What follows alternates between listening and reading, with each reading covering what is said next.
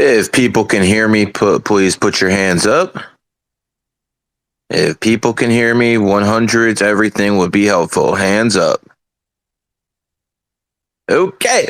So let me start by saying the political game's getting real interesting. All of this was coming out. I want you guys to think about something. I really want you guys to think about something. I had my interview with Barack Brother in May. There's never been so much heat on Barack in his life. Andrew Tate was my enemy. He was wrongly convicted, but still jailed. Logan Paul became my number one enemy. July 2023. Look what has happened to him. You guys might manifest money, fame.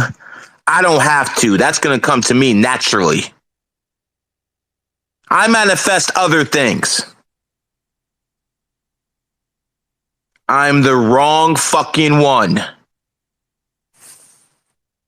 I am the wrong one. No one can manifest like a 33. I can assure you of that. Especially one born with the same energy that corresponds to 33 AD.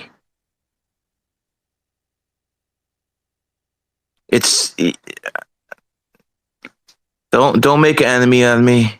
It's not good for your health. All you have to do is look at the examples I just gave you. You know, there was also an owner by the name of Dan Gilbert.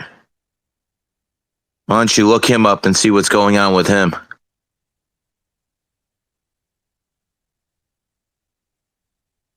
You know, the same stuff that was holding me down for literally decades is going to be the same coin flip that makes sure to bulldoze anything in my way.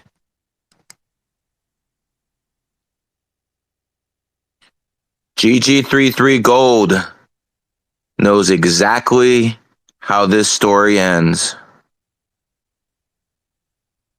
You have no idea. And I want people to understand, I don't take pleasure in things that other people take pleasure in. Most men in my position would have 20 fucking hoes on the team. I have no interest in that at all. Zero. Very happy with one woman. Now, if you're a Muslim and you want 4, good for you. You're going to die a lot sooner than I am because I have no idea how you're going to put up with the stress of 4 fucking nags in your fucking ear. But I mean, more power to you. You want 4 wives, go for it. I'm happy with 1.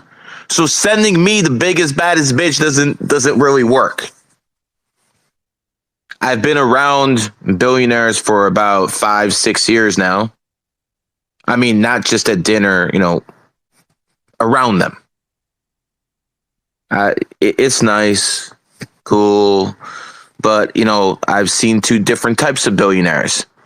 The ones who just have money and are just interested in money, and the ones who have money are interested in power. I don't see what the point is of having money is just to have money. If you have money, you might as well enforce your will on the people. Do it in a good way. You don't necessarily have to do it like the Rothschilds. Do it in a good way. But money, just to have money, what's the point? What, just chill all day? I mean, you're not accomplishing anything. Your soul needs to evolve. And that's why a lot of these rich kids don't end up doing shit except overdosing on drugs.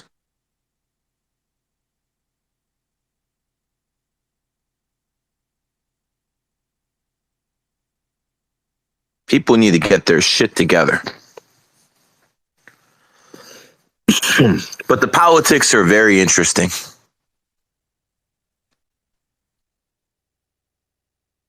Rock was being exposed as a homosexual now. Something I've told you for fucking since I had my Twitter account.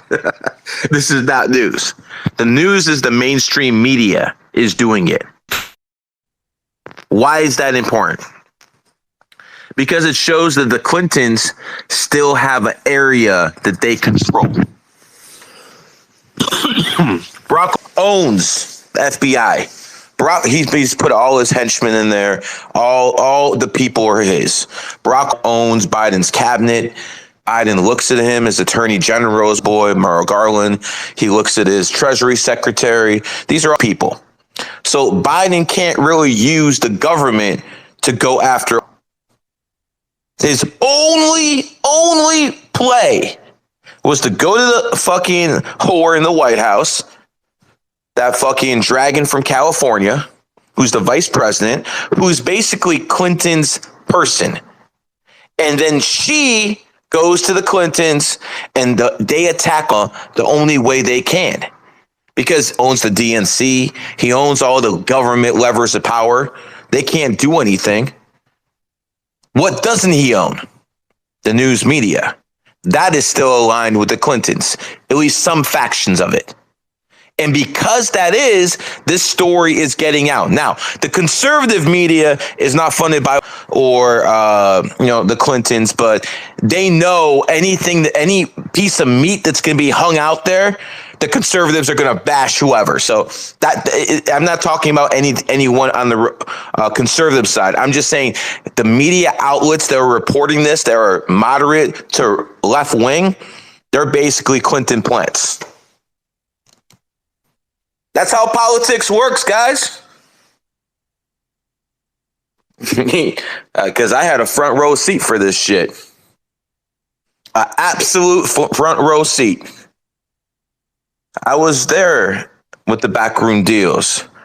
I was there when people, who were running for Congress were basically plotting and making moves. I saw how the shit worked. I saw how dirty politics were. There's this one broad, okay? I could get myself in trouble now, man. Oh, man. There's this one broad who basically...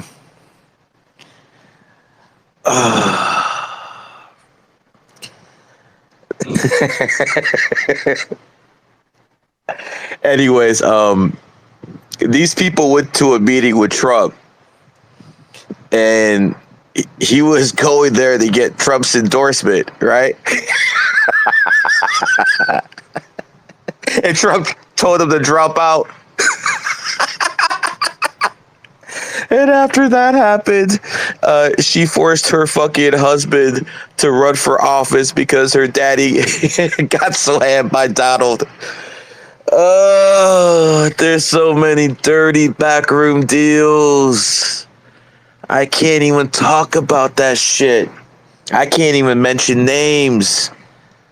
I said that would get me in trouble. That would honestly get me in trouble. I'll get texts and phone calls. I'm out of bounds. That's what they call it. When you say stuff that they really, really don't like, it's called being out of bounds. Now, am I talking about the Rothschilds? Of course not. I'm just talking about people in politics. Having said that, Kumar has a dirty mouth. Bitch ass dude has a dirty mouth. We're gonna do our best to shut him down now. See, my wife is not Logan Paul's bitch. You're not going to find pictures of her or her saying awkward shit. My wife knows not to embarrass her husband. My wife knows that. If you have a woman, she best know she cannot embarrass you, her man. There was a clip of Sartain, how he got checked by his girl on whatever podcast. Yo, your girl has to know she can't do stuff like that to you, especially in public. Behind closed doors, a little different. But in public, your girl has to know she has a place. If yours doesn't, you got some work to do. There's a time and place for everything. Timing is so important in this game. Timing is super important in this game. In anything you do in life. When I talk about this game, I talk about the Matrix. Anyways, we're going to start letting people in. Wise Cat, let me make you a co-host. Hold on. Boom. Wise Cat is the co-host. Mic check 1 2 1 2. Mic check 1 2 1 2. Can you hear me? How are we doing today, brother? I'm feeling marvelous. I'm filled with glorious purpose. I heard about the news. I was into space. Kumar's in his last legs. I mean, I feel like I manifested that. I feel like I manifested that. Yeah, right. It's very difficult to get rid of people with blue check marks, but I'm going to do my best now. Yeah, but very difficult. I asked him to apologize. Believe it or not, actually, you should apologize. Maybe but no, too late. No, it's fine. It's fine. He wants to talk shit about my wife, who is not a public figure, and the way she's not a public figure is she never really talks about attacks anyone or anything like that. She's just there to look pretty and stuff like that and give health advice. If you want to attack a woman who's been loyal to a man for literally 20 years, which is, very, very rare in today's fucking degenerate society. Someone who, has basically been as good of a mother as anyone could even fucking ask for. Someone who basically breastfed her kids for fucking years. You know how difficult that is? But see, that's something I demanded because I want my kids to have high IQs. So that was a prerequisite, just like getting C-sections on certain days was a prerequisite. So again, my woman will vote for who I tell her to vote for. But at the end of the day, she's going to be running the house. She's going to be doing pretty much everything. I pay the bills because that's what the fuck a man does. You people out there need to get your shit together. You can't expect women to do certain things unless you provide certain things. Now, for a woman out there, listen, it's like this. I could go see and want a Rolls Royce. I could go to a car dealership and look at this beautiful car. Looks like it's brand new. But guess what? When I look at that fucking odometer and it says 350K, it just dropped in value. Women are like cars. That's why you fucking bitches are so fucking attracted to fucking 250K cars. Because you're just like them. Women like nice looking things that are expensive. They don't give a fuck, especially in today's society. I never got this, these guys who go on Twitter, I'll take your bitch. And, they have like a 300K car and they're like, what's the point of having a 300K car? Is it to get a whole bunch of hoes who've been ran in already? Gold digger. I just don't understand it. Like, why are you talking about women being gold diggers if you're trying to honeypot them? it really. I mean, seriously. If a woman dresses like half naked and then she goes to the gym and then some guy stares at her, what the fuck do you expect? You put a fucking meat in front of a bear and said, "Don't eat it." What the fuck is wrong with you people? You need some fucking Sharia law up in here. We need some fucking Sharia fucking law up in here. Do you know how many fucking problems that would solve?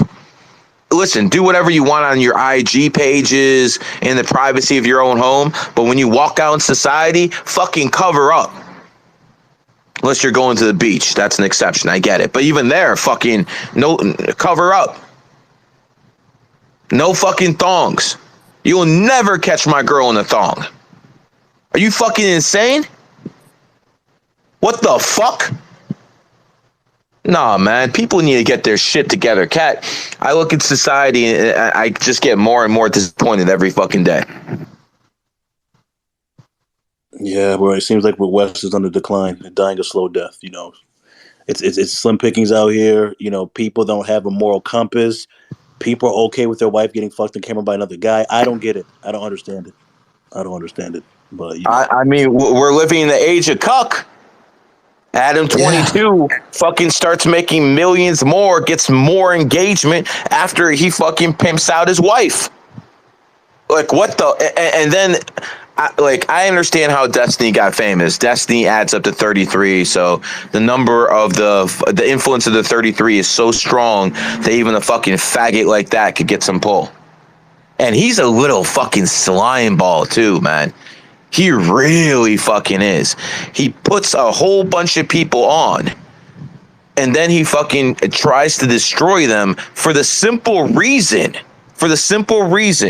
that they said some fucking one thing about them. Like, I swear to God, I saw all these people defending this guy. I'm like, how is he this? Why is this guy being defended by this guy, and this guy? I don't want to mention too many names. And I'm like, wait a second. The only thing he's upset about is because they've overtaken him. I'm like, I get it now. The only way I fucking go after one of my own if he was disloyal. I do not go anyone unless they were disloyal. Now, there's two different types of disloyal. If you fucking try to break that non-disclosure, I'll just try to destroy you. If you were, just a coward, I'll just, make sure you can't reuse my resources or my network. Stuff like that. It is what it is. Want me to start letting in speakers at this moment? Yeah, let's start letting in people. Let's see what everyone's talking about. No, we got a treat here. We got the number one Kumar fan here, Candy Sue, his favorite whipping girl. Let's see what she has to say. I don't think she's a fan of either one of us, but let's see what she's talking about today.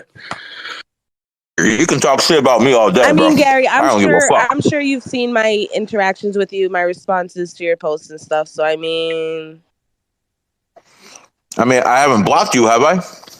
No. And I mean, that leaves it there as to what I'm saying. I don't have thin skin, but I don't like it when people, like, for instance, Nina, okay? There's a difference between Nina and my wife. If my wife had that many pictures with that many other guys, hey, it is what it is. But she will never put me in that position. See, there's a difference. There's a big difference. You have literally a perfect angel to the point that someone can be one, to, someone like Kumar, who in all honesty might be a fucking virgin. In all honesty, seriously, unless he paid for one, I don't really see it. I mean, let me ask you: have you ever met? He's about to get married. He's about to get married. Yeah, to Lindsay, his fiance. Candy. Lindsay. There's no way you believe really? There's no way Candy believes that. Candy was born last night. Yeah. So, but I think Lindsay's AI. I don't even think she's an actual person, but. That's just the thought, so it's not a fact. So wait a second. You don't even believe that this guy has a wife. So you're agreeing with me. He might be a virgin. A virgin is as far as He hasn't. everything, He has honestly. never Social interaction. got pussy. He has never got pussy unless he paid for it directly. I hope not, but yeah. Yeah. Okay. I mean, this is Kumar's biggest fan, huh? Yeah, I would say Yeah. she's up there. She's top three easily. Wow. Because like no matter how bad he talks to her, I she keep know coming him back for more. best. She I keep know Have him coming you back met for him? best. Have you met him in person? never. She never. Never. Do you have any interest in meeting him in person? Yes. Maybe in a public place with everybody on Twitter. Yeah. Whoa, whoa, whoa! Why is it a public place you're Oh interested in meeting man. him with? Come on now. Wow, you think this guy might be like a sexual predator?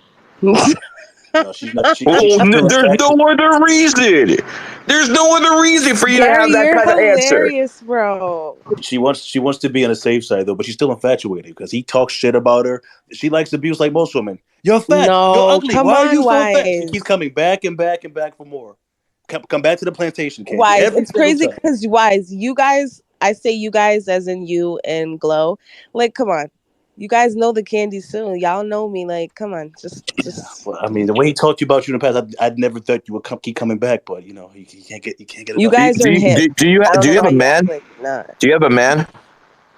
Yeah, I don't don't like know. to speak on She's not my going to no tell no that no no. story. Let me Of explain, course Wise. not. Hold up.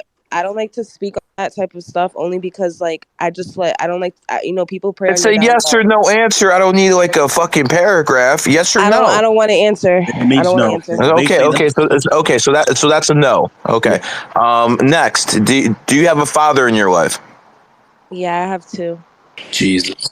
Oh, okay. Well, yeah. Wait, Okay. wait, is it, I'm is Okay. trying it, to make it three, but wait a second. Is it a stepfather situation or two white life partners? listen, I'm trying to make it three, but I have a father, stepfather, and yeah. Okay, I thought it was like two life partners. Okay, yeah, I guess yeah. All right, it's all good. No, I don't do that shit. Are you a supporter? I don't support communities that want to single everyone else out and focus on their own community. I don't do that shit, so I don't support nothing. You don't support anything? She searched No, I Barbie. don't support the Nicki Black Minaj. Lives Matter. I don't support the Nicki Minaj is what she supports. LGBT. She does support that. I see. So, are you? Who'd you vote for in the last election? A lot of us were bamboozled. Joe Biden. Okay. Joe Biden. Joe Biden. Hey, but I'll Joe never vote That Biden. tells again you a lot. unless Trump's on there. So What do you mean you're never gonna vote again? You're just gonna insult me like that? You're never gonna vote for me? I mean, I don't know if it's true. I don't know, man. I don't know. If you're the last option, I'll vote for you for sure. If you're God gonna, damn! If you get Kumar If I'm suspended, the she's not last voting for you. option, you're dude, if saying you're they gonna. pick anybody in society, bro, I will vote for you 100%. If you get Okay. Kumar suspended, she's Okay. not voting for you. You're gonna break her heart. If you I get Kumar got you. I suspended, got you. she's not voting for you. You're gonna see me on that ballot box one day. Gary, I peep your body language. Like I said, you're hilarious. It's just it's all love. It's not. I'm not trying to fucking kill you or insult your wife or anything like that. If I thought you were trying to do that, I wouldn't play with you. Yeah, but I really hope you pursue that Twitter suspension only because it's like the truth hurts. It's all around. We all have to deal with the truth. Nah, So nah. I'm just gonna see if I can do it because I would rather spend money doing that than, going on vacation for a few days. Going to a 5-star hotel. I'd rather fucking fuck someone's shit up because they deserve it. That's the type of person I am. I'd he rather he spend. admitted he's addicted. So he actually wanted you to do it so he can actually live his life and do things like that. Cope. So That's good. That's good. I'm gonna try to do my best possible to get that done. But I will tell you this: if that man's on any other app in his life, or guys find out if he is IG, YouTube, Telegram. TikTok. I don't have anyone to telegraph yet, but I'm working on it. But if he's on any of those apps, just let me know. I'll get rid of him. It won't be listen, difficult. DM Aussie 80s. That guy will give you all the dirt on that guy. I think there's an actual picture of Kumar. I believe it's actually him. I'll send it to you if you want. I'll post it in the jumbo if you want. but that's Please post fucking it. Yeah, him, yeah. man. Go ahead and do that. I don't think Ozzy likes me too much because I've told Ozzy what I thought about him.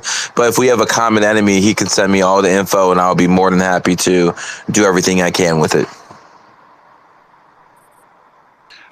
Thank you, Candy Sue, for coming to speak with us. Thank you for coming up.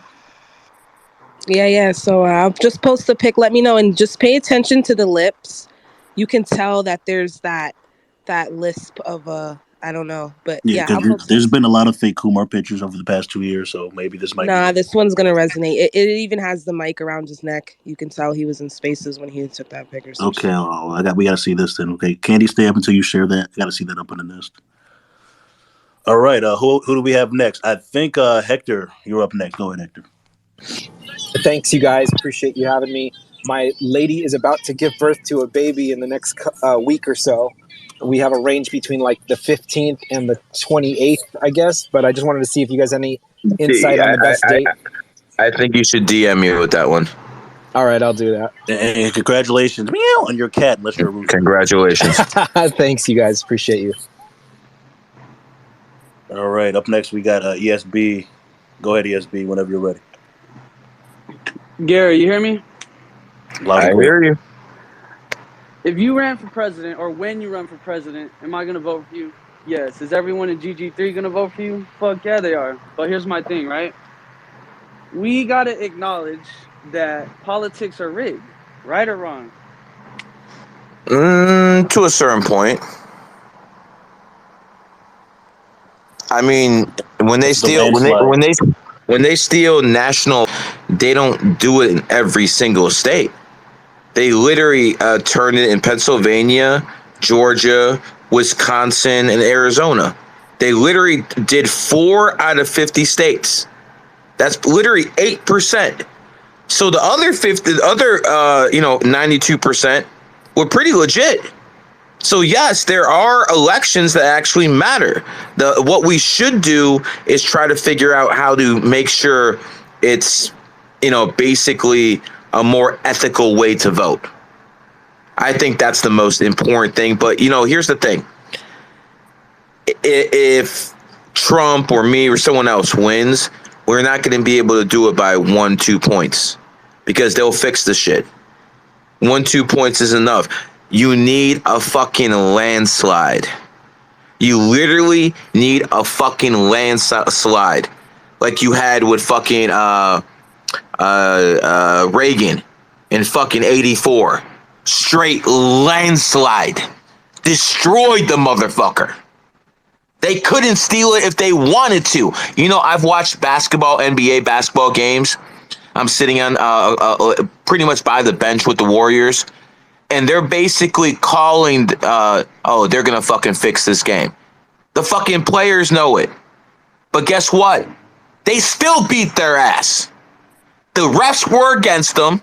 Everyone fucking knew the refs were against them. And they still won. So, you know what? It's just another obstacle you have to overcome, man.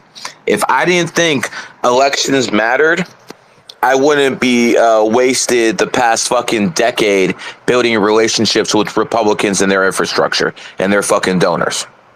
I wouldn't have But we wasted a also have to decade doing that. acknowledge that the satanic cults are running that shit, though. You know what I mean? Like, I get what The, you're saying. the Rothschilds, are running the show. But let me tell you something, bro. You want to talk about satanic cults, and I feel that, I understand what goes around in Hollywood better than most. But, I got to tell you, in the past 80 years, since America won World War II, since the Rothschilds decided that capitalism is going to be communism, we've never had so much prosperity in the world.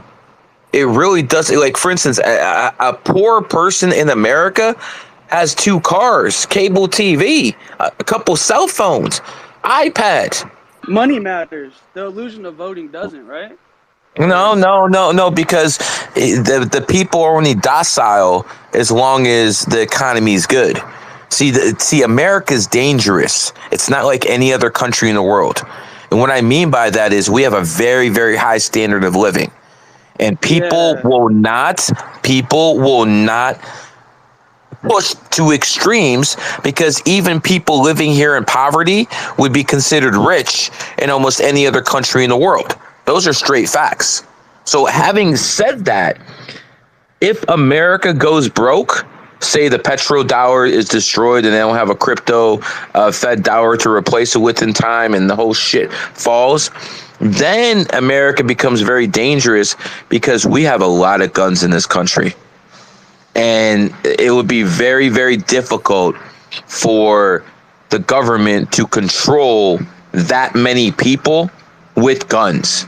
It would just be literally impossible. I mean, yeah, the military could take out whoever they wanted to, but there will be so many pockets of resistance. It will be basically like a fucking ant army.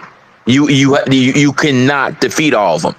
So that's why I believe nothing serious like that's going to happen for at least another decade, something like that, because they need a lot of these people born in the 1900s to die out.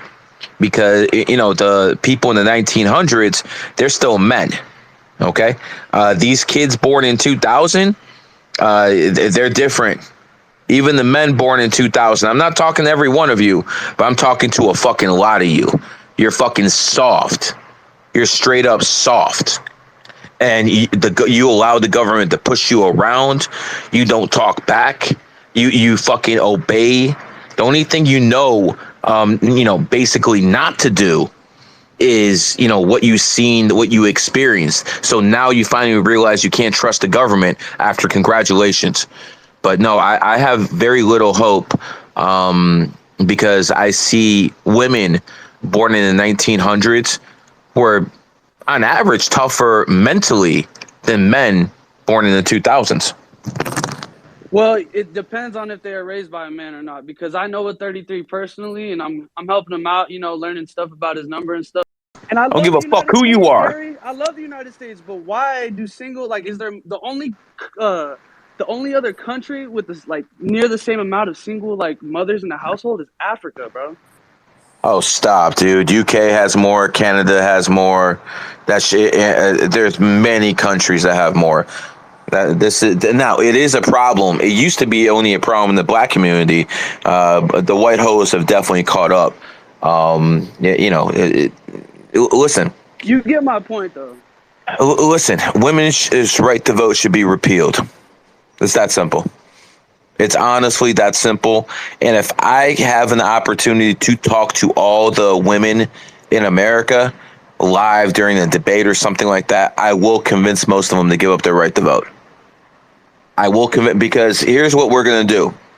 Since women own so much debt in this country, like 80% of all the debt is by women, we're going to cancel their debt, but we're also going to fucking cancel their right to vote. So all of a sudden, all these women don't have debt anymore. It's canceled. The men will pay it off. Yes, it's unfair, but that's the fucking what we have to do to fucking fix this shit. Sometimes you can't fucking just build a house on top of another house. Sometimes you gotta fucking destroy the house and rip the fucking roots off before you can build a new one. That's exactly what needs to be done. Women's right to vote needs to be completely repealed. Completely. They have no business whatsoever making political decisions. None. And, there's going to be 30% of conservative women who tell me, Gary, this is unfair.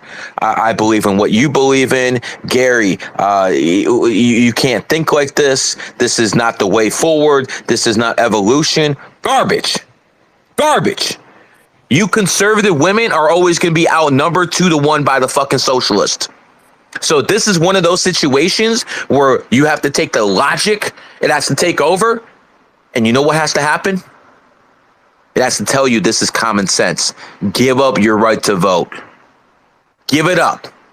And then we'll have to make sure to do something about these fucking beta males who are raised by single mothers. Because I got to be honest with you, they might be a bigger problem than the actual cause of the problem, the women's themselves. I liked your idea you said a couple months ago of sending those kids to military camp every weekend. That would probably to try to balance it out if they have no father figure in the household. That was Yes. a good idea. 100. A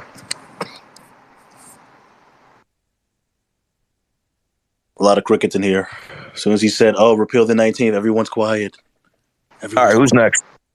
All right, I think we Yeah, have Fang. repeal that shit, yo. Oh, there's Rez. Rez is here too, but Fang, go ahead. Hi Gary, how's it going? I'm living. What's up?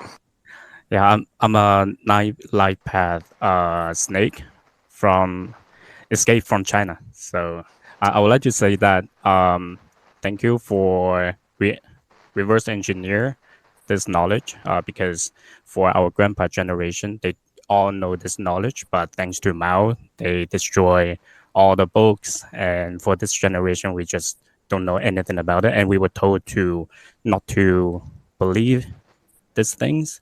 So yeah, thanks to you. Yeah, see, Now we know this. Mao was a astrologer, and I'm not sure if he was in the numerology, but I believe he was. Mao was also he had handlers. He had Zionist handlers. So it wasn't Mao who destroyed the books. It was his Zionist handlers who made sure they destroyed the books in the Cultural Revolution or when they had the Red Book Revolution. Listen, it's not only they did it in China, they did it pretty much everywhere. Yeah. The difference is we're in the Aquarius age now, and I had what it took to not only decipher this stuff when everyone else thought it was a joke.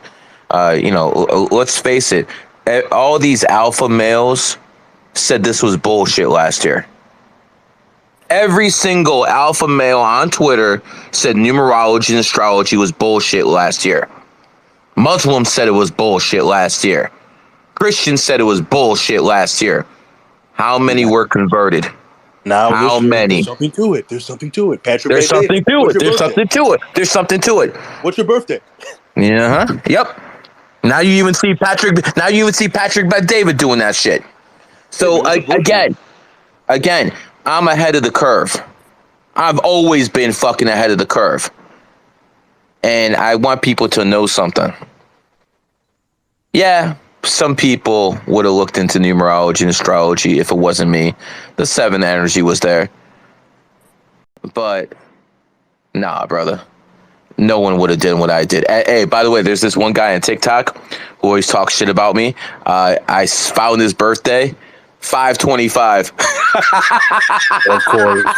Oh my Of course. There it is. Of May course he's 5/25. He looks like the most fucked up individual you've ever seen. Anyone who has like face tattoos, I'm already suspect about. Unless they're Mike Tyson.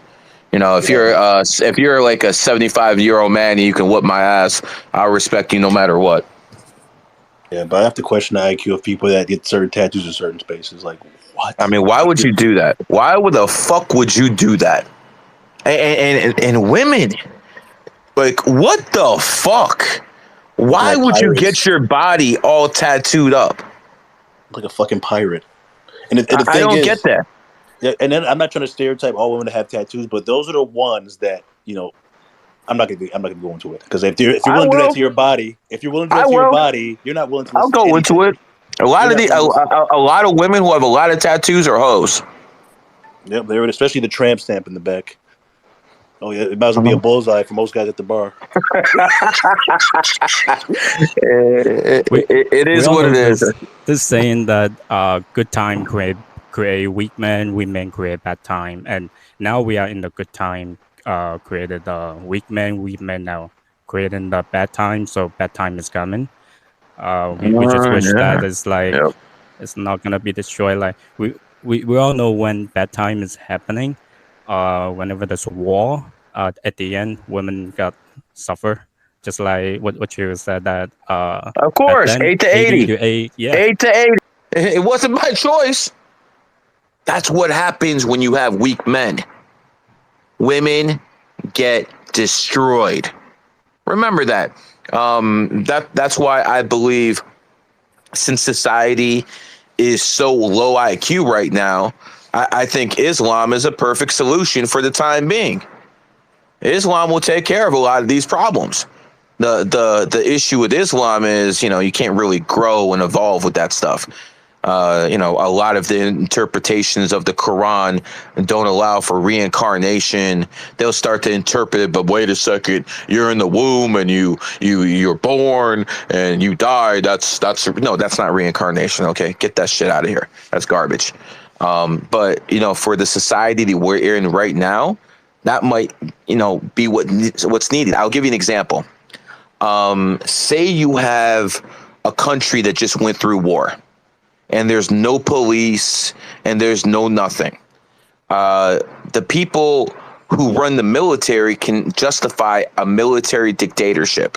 Like when they went into Iraq and everything basically was destroyed. There was no police, no army.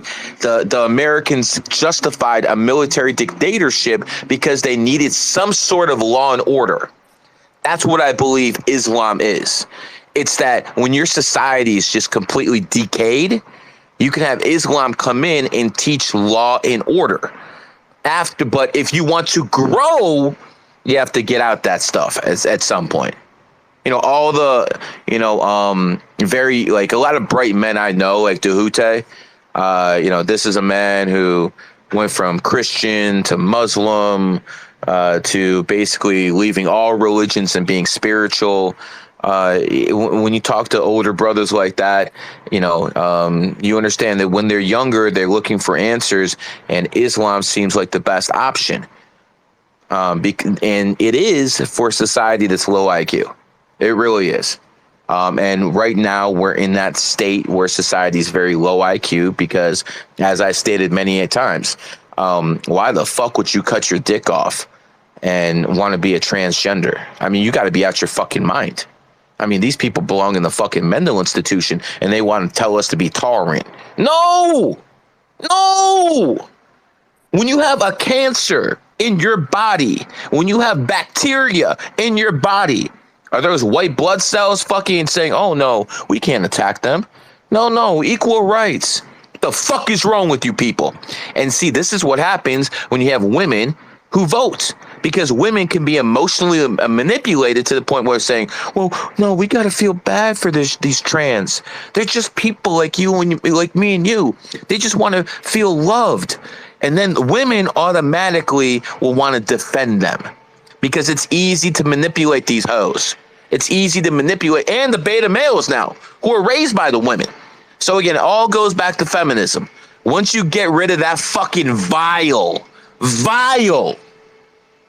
piece of ideology and you start doing what Franco did to the communists, then everything's going to be in place. Stalin, Mao, these are bloodthirsty murderers. Now, I might respect how Mao and Stalin kept power. I mean, especially Mao. Mao basically started the CCP, and then his own party tried to push him out. And this is a vengeful fucking snake. Vengeful fucking snake. He was in a position where he couldn't be touched. No one could arrest him. No one could do anything to him. But the levers of power were starting to, be used without him.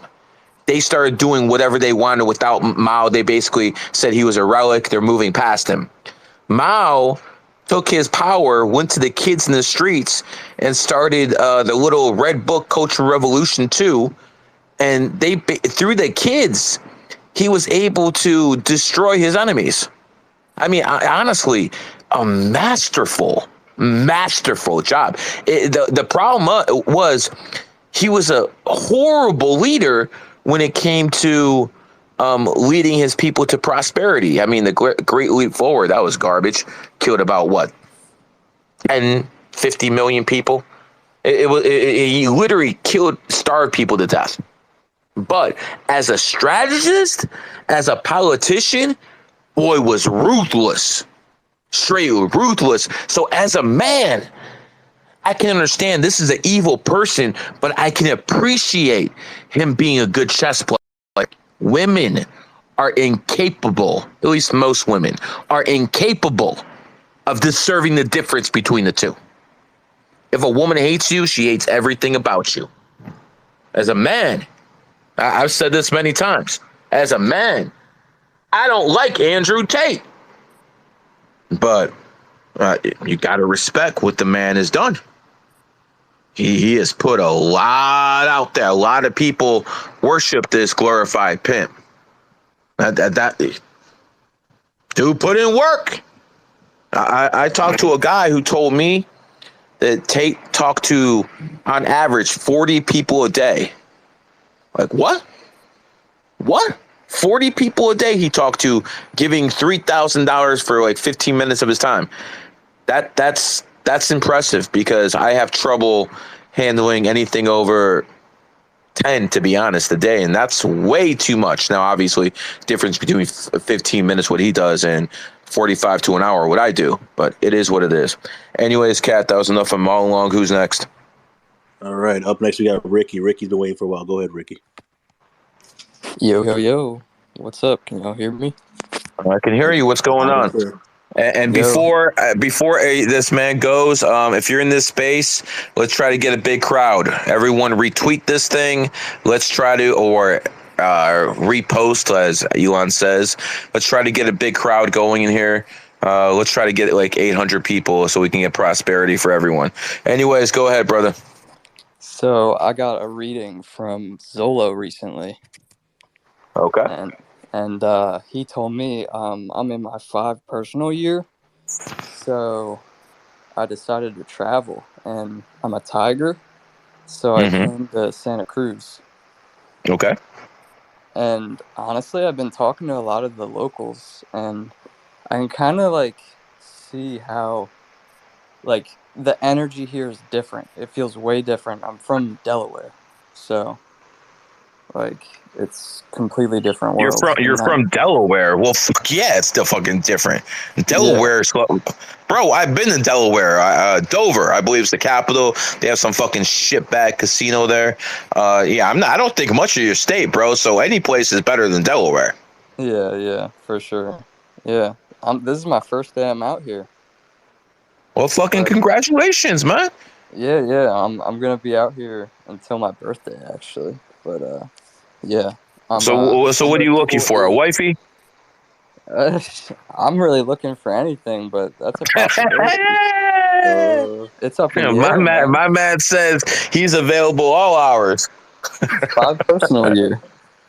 I got you, brother. I got you, man. I met my wife in my 5 personal years, so yeah, I get you, brother. Ooh. All right, I didn't even know. But I just wanted to say thank you to Zolo because he did a great job, and you did a great job teaching him. I do a great job teaching everybody, brother, especially the ones I put my effort in. It just shows you how strong the system is, that I invented, refined it, and I can teach others, and they can give readings like that to you. He's really good at what he does. So is Kat. So is a lot of other people. So I appreciate the kind words, my friend. Yeah, and as well as like all the people in GG33 Academy, like the Discord, it's amazing because you can talk to people about anything, and like it's just the small little details that make the world of a difference. I appreciate the kind words, brother. Thank you. Cheers. Yep. All right, Wise, who's next? Up next we got Ty. Go ahead, Ty. Ty Washington. Yo, what up, Gary? What up, Kat? What's going on, brother? I got like a couple questions. So I'm wondering if I can get a reading, like a quick reading, and then I want to ask like a couple questions, like to stay away from. Like, so I was born in the Cat year. So my birthday is 7/15/1999.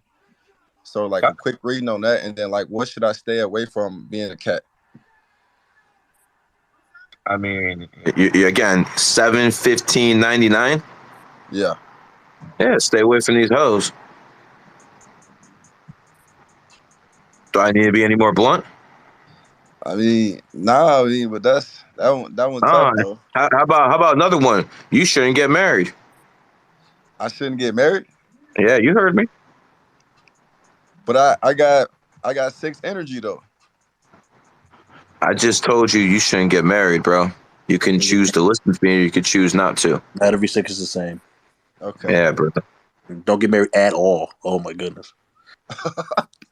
I mean, Yeah, Cat understands what I'm talking about because I taught him. No one else in yeah. this room will.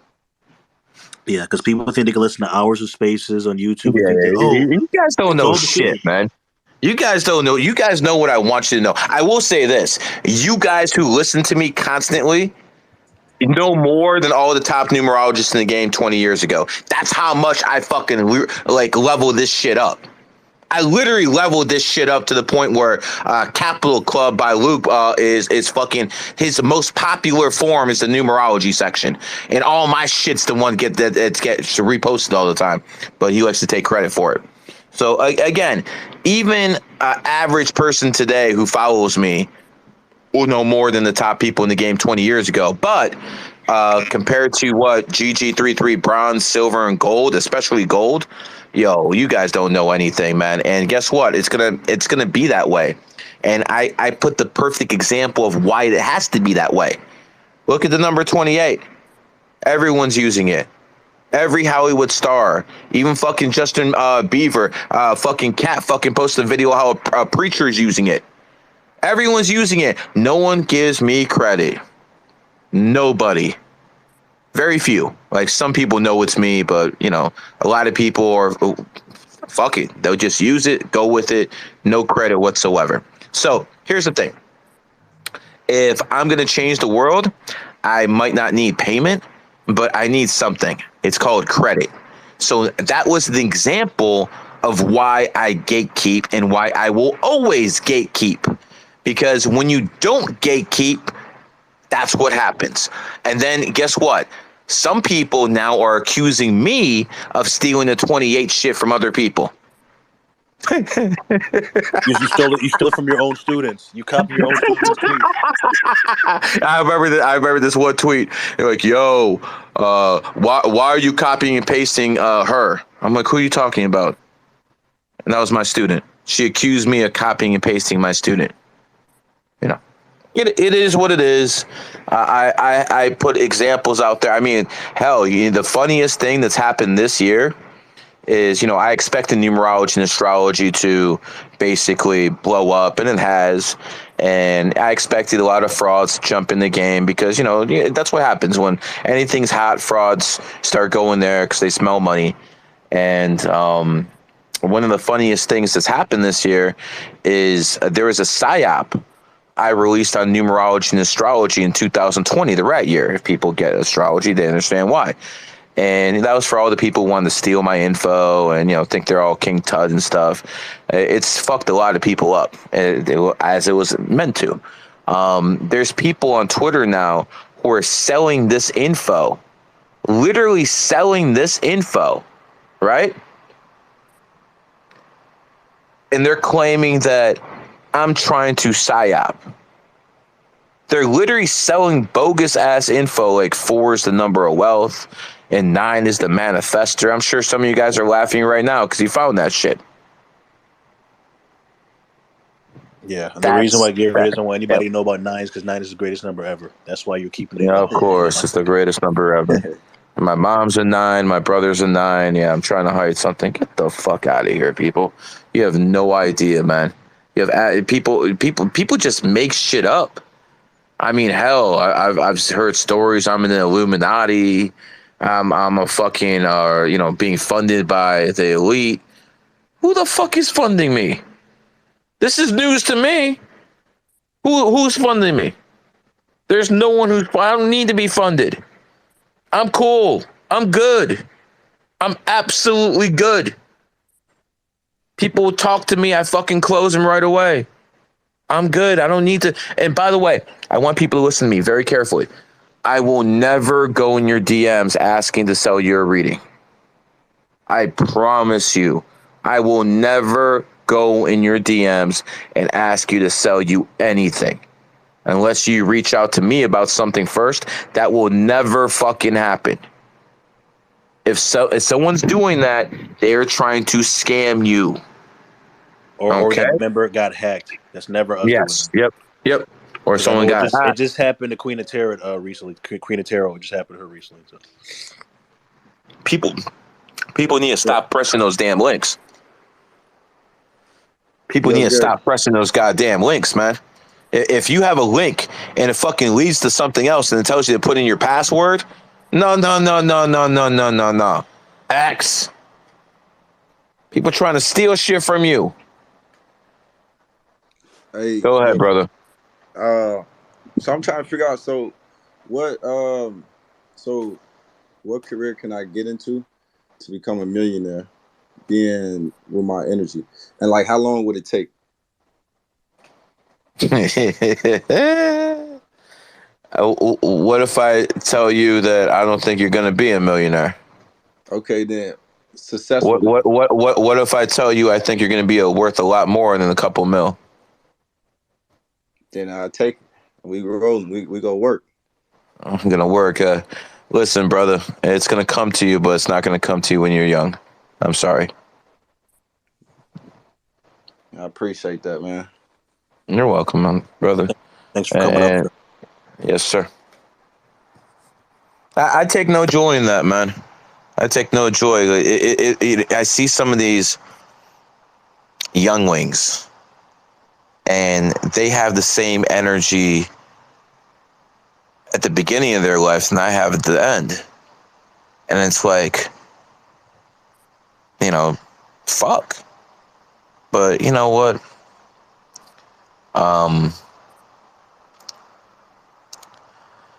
That's the way it had to be. So I'll just chill as long as I can, smoke my bud as long as I'm able to, and then when I have to do what I have to do, then we'll talk to a whole bunch of people, and we'll start explaining exactly why I didn't give a fuck, because I knew what I had to do. I'm in some ways I work every fucking day. In some ways I'm on vacation. But it's strange. It's very, very strange that it's strange that if I don't go out now for more than 15, 20 minutes on my scooter, that I'm not recognized. And it's like, okay, you start seeing the ramifications of getting almost 1 billion views. You start seeing it. I'll give you a story. I go house shopping. The person who contacts me is someone who the billionaire recommended, but he didn't give him my name. I basically did a WhatsApp call. Person recognized me right away. That person recognized me. What are the ramifications? They're an agent to the stars. And now I know where every single celebrity in Miami lives. All because I gave some numerology readings to everyone in the family, went out with them. I built a new ally. And now everyone in Miami who's a somebody, I got their address. That's how stuff works now. You know why? Because I'm actually valuable to people. And also supply and demand. Supply and fucking demand. I'm very, very happy that I was able to put so many people on. And by 2025, this is going to be very, very different. You're going to see a couple more zeros when I do spaces. That's the year. That's the fucking year, man. This year is dedicated toward GG33. When Tate became famous, you saw him pushing his name more than the War Room. He probably said his name 10, 20 times to every time he said the War Room. Me, I didn't rep myself this year. I rep my fucking group. Go on TikTok. Put in Gary the Numbers Guy. You'll probably get 250,000 hashtag. Then put in GG33. You'll see close to 1 billion. I put the group in front. Why? Because it was the group's turn. My turn comes in 225. And even though I don't like it, I've learned to be patient. All right, my friend. Kat, who's next? All right, up next we got Tommy. Go ahead, Tommy. Greetings, Oscar. Gary. I've got a few questions. Is that cool? Depends what they are. Cool. So my first one is, why is it people that are 11s or on 11 days, why is it they should go by water? I'm not answering that. Cool, that's fine. My next question is, in the 8th personal year, what tests should come up, or what tests shall I look out for? Money. You should get an influx of money, and also you should have at least some times within the 8 year where money just keeps going. Like, for instance, you'll get a big sum of money in, and then all of a sudden this will come up, and this will come up, and this will come up, and it'll try to drive you straight broke again. So it's like a roller coaster when it comes to finances. Okay. Karma My next also question is, plays a role. sorry to cut you off. My next question is, also plays a role. My next question is, why is it CISO helps with manifesting, and what's the best way to utilize it? Not answering that. Okay, that's fine. I've got another question is, how would you know if someone's in the midst of their karma and before you lend them like a helping hand? So I don't want any of their karma to come onto me. Oh, I'll give you an example. I was walking in Vegas. I'm doing really well, and I saw a homeless woman under a bridge with a child. I felt sorry for him. I gave him money. Right after that, I went to the casino. I never lost 25K so quick in my life. It was literally fucking, oh my God, that shit was quick. You know what I'm saying? Just fucking quick. And I never made that mistake again. And I understood that the Matrix punished me for me feeling sorry for somebody because they had a karmic lesson to learn, and I impeded that karmic lesson from being learned because I gave them a substantial amount of money. It was enough for them, get a hotel room, whatever. Maybe something was supposed to happen to them, and I prevented that from happening, and the Matrix punished me as a result. So that's one story I'll give you. Okay, so say that I wanted to help like a family member or anyone in my circle, is Well, there anything I should look out for? listen, you gotta help family. No matter what, you gotta help family. I mean, it is what it is. But I mean, fuck, if you help dog next year in the dragon year, there might be some negative repercussions because of it. What do you want me to tell you? I gotta see, sir. My last question is, on my birthday, in 2024, I'll be in my 9th personal year. What should I look out for in that personal year? In your 9 personal year, you want to know what you're supposed to look out for? Yeah. I'll just tell you it's a good time to tie up loose ends, and that's enough of that, my friend. You're asking a question that they want to know in the fucking, bronze and stuff like that. So we're going to end that there. Enjoy the rest of your day, my friend. Thank you. Who's next, Kat? All right, up next we're gonna go with I can't. It's all messed up. I don't know why your name is Gentle. Go ahead. Yes, sir. Thank you, Wise Cat. Hello, Gary. What's going on? Happy 22 day. It's a 22 day, right? Well, must be a reason I'm doing spaces. always. I was just looking for a quick read, so yeah, I'm a pig, so I hope we get along. You know what, Gary? I had a question about your story with helping the lady under the bridge. How do you know? Wait, Abdel, wait a minute, Abdel, wait a minute, Sorry? wait a second. You're gonna go after this guy. You're right after him, I promise. You cut right in front of him. I don't know if your mic's not working, your speakers are broken. How do you differentiate a karmic lesson from? Okay, all right. Yo. People take their turns in here. We're civilized here. That man was speaking. Be respectful. Now, if I have to mute everyone again, Cat's just gonna get rid of you. He's a listener right now. I'll let him back up after this guy talks. All right. It's because I'm a pig and you're a snake. That's why I get interrupted. But Well, yeah, but hold on. If that's the actual logic, then I defended you. very true, very true. So I'm not sure that's what the interpretation I get out of that. Yeah, or the Matrix. Now you're gonna lose 25K. No, I'm just kidding, Gary. Where was I? Yeah, I was just This looking is for a different. quick read. Just tell me something I don't know. Well, that wouldn't be very hard, but I'm born June 29th, 1995. Yeah, control your emotions. Don't let them control you. Yeah, Best 29th. advice I can give you. Yeah, me and my girl are Best both advice born I on the can give you. 29th, so we, Oh both wow, emotions. that must be fun under full moons. Yeah, she. You already know, man. She's not home yet, so I got to hop on the spaces real quick. Yeah. Well, listen. Yeah. Don't make any rash decisions.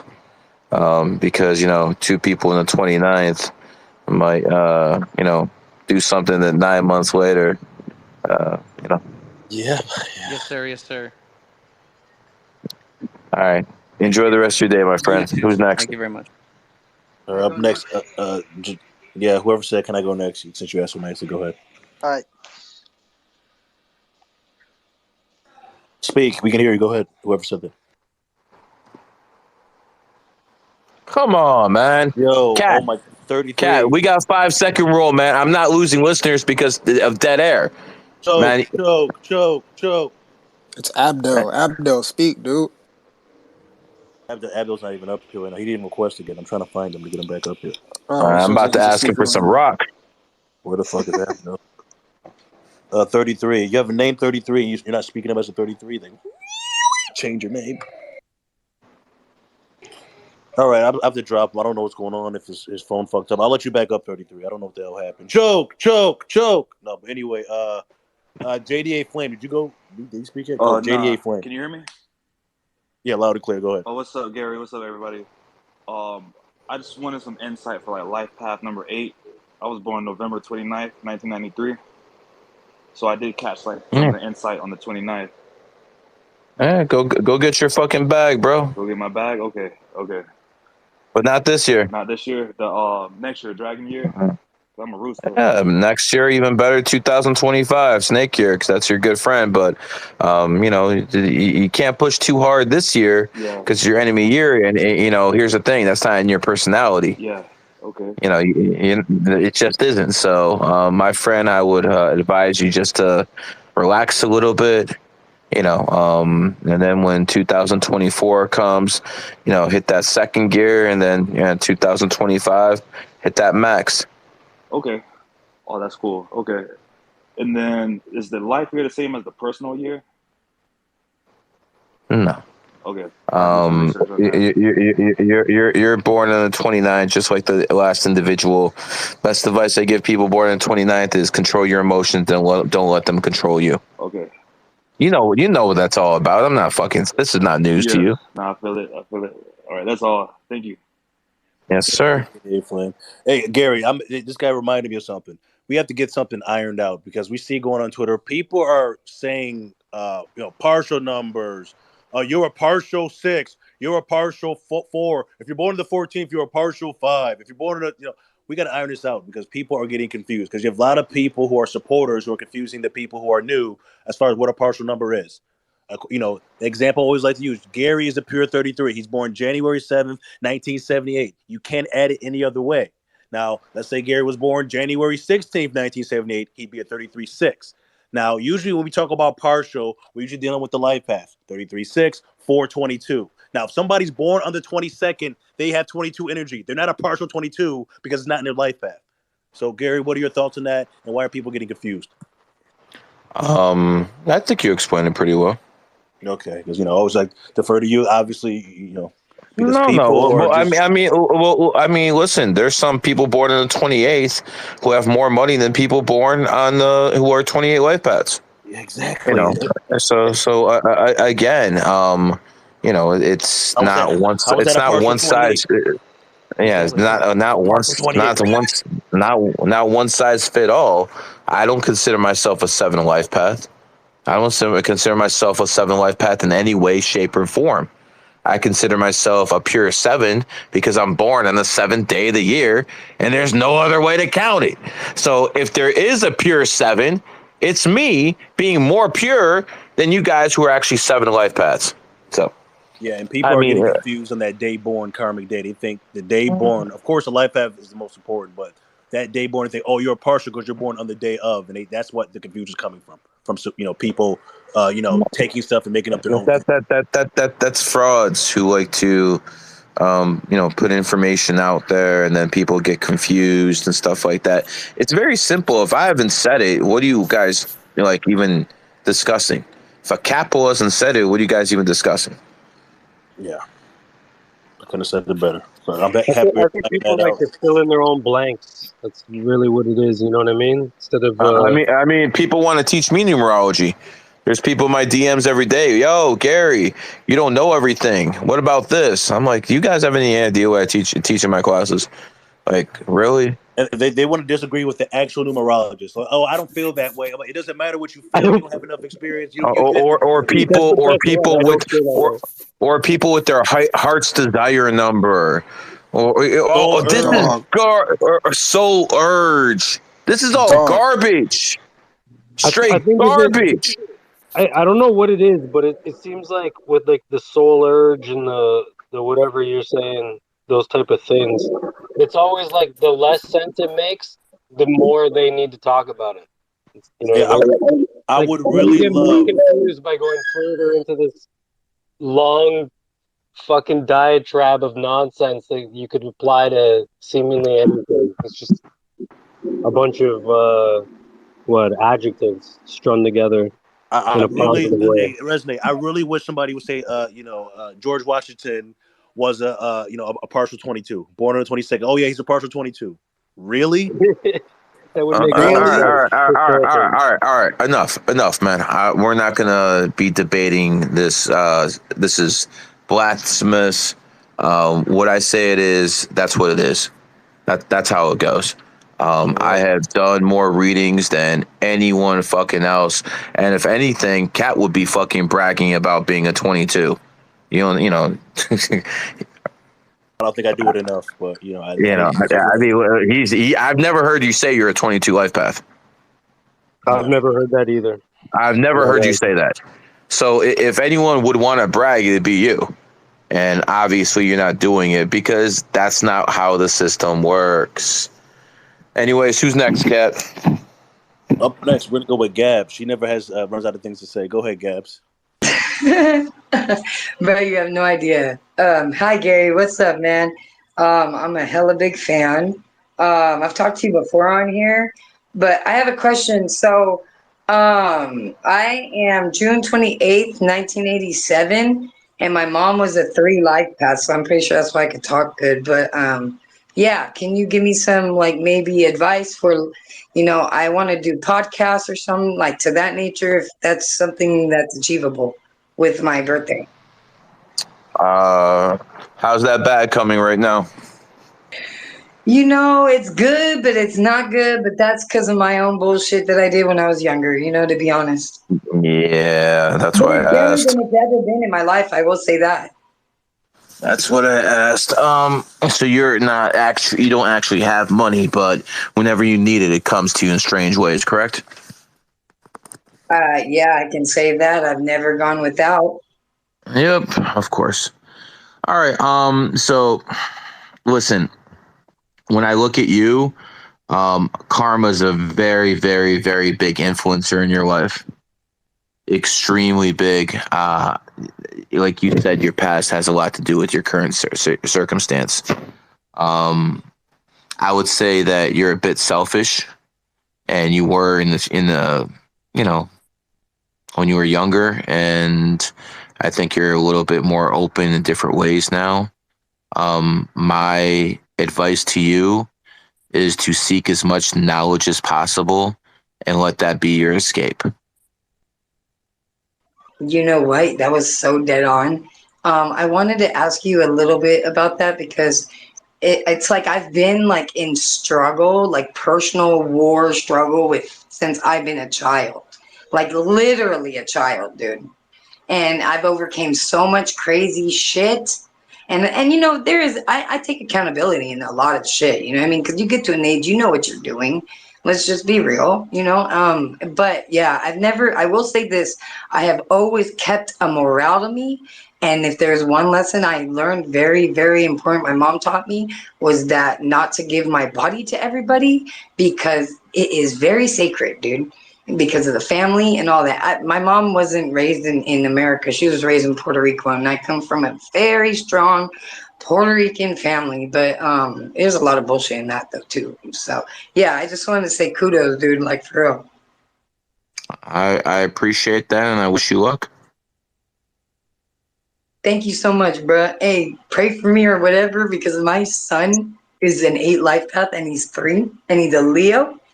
And look, man, I don't have to worry about my son ever being influenced into being something that he's not because his Mars is in Aries. So I have like a just breathing testosterone 3-year-old who tries to alpha his dad every day.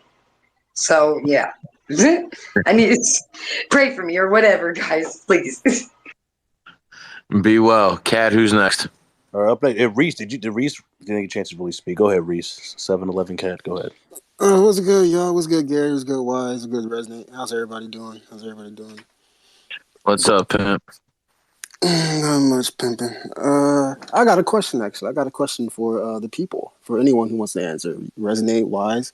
Because as you may or may not know, I have a little sister, and she's a rooster, and I'm a cat. And it is a 22-6 day. 6 is the number of the family, 22 master number. How would you go about me, this cat, raising a rooster little sister? Because I do raise her. It's a good question. Yeah, that's a real good question. I think this is best done. Behind the scenes, Yeah. Come on, man. Okay. I was all right. Damn. Okay, never mind. Come on, man. There's 7s in here, and there's 33s that are gonna reverse engineer what the fuck we're talking about. Man, For some reason, that's way more important than retweeting us. Dog, earlier y'all was talking about people teaching you, like trying to teach you numerology. I have people in my DMs adding up sideways, upside down, reverse, trying to get to the number 33. I'm like, dude, it's just not there. It's just not there. Or they're like, this is Indian information. I figured it out. Let me in the group. You know what's funny though? When people say I'm not a 33, and then I'm like, well, how did I pull all this off then? Crickets. Or it's even funnier. Is Gary, I'm a master number. I'm 11. I'm a 22. I'm a 33. Give me a scholarship. I'm like, who? Yeah, of course. Like, what the fuck does that mean? Yeah, what's that? No, they listen. This isn't 2000 fucking 18 or 17 when I used to give people scholarships and all that. I've been burnt way too many times. It's funny. Like the people who paid me, I would say 98.5% have been solid.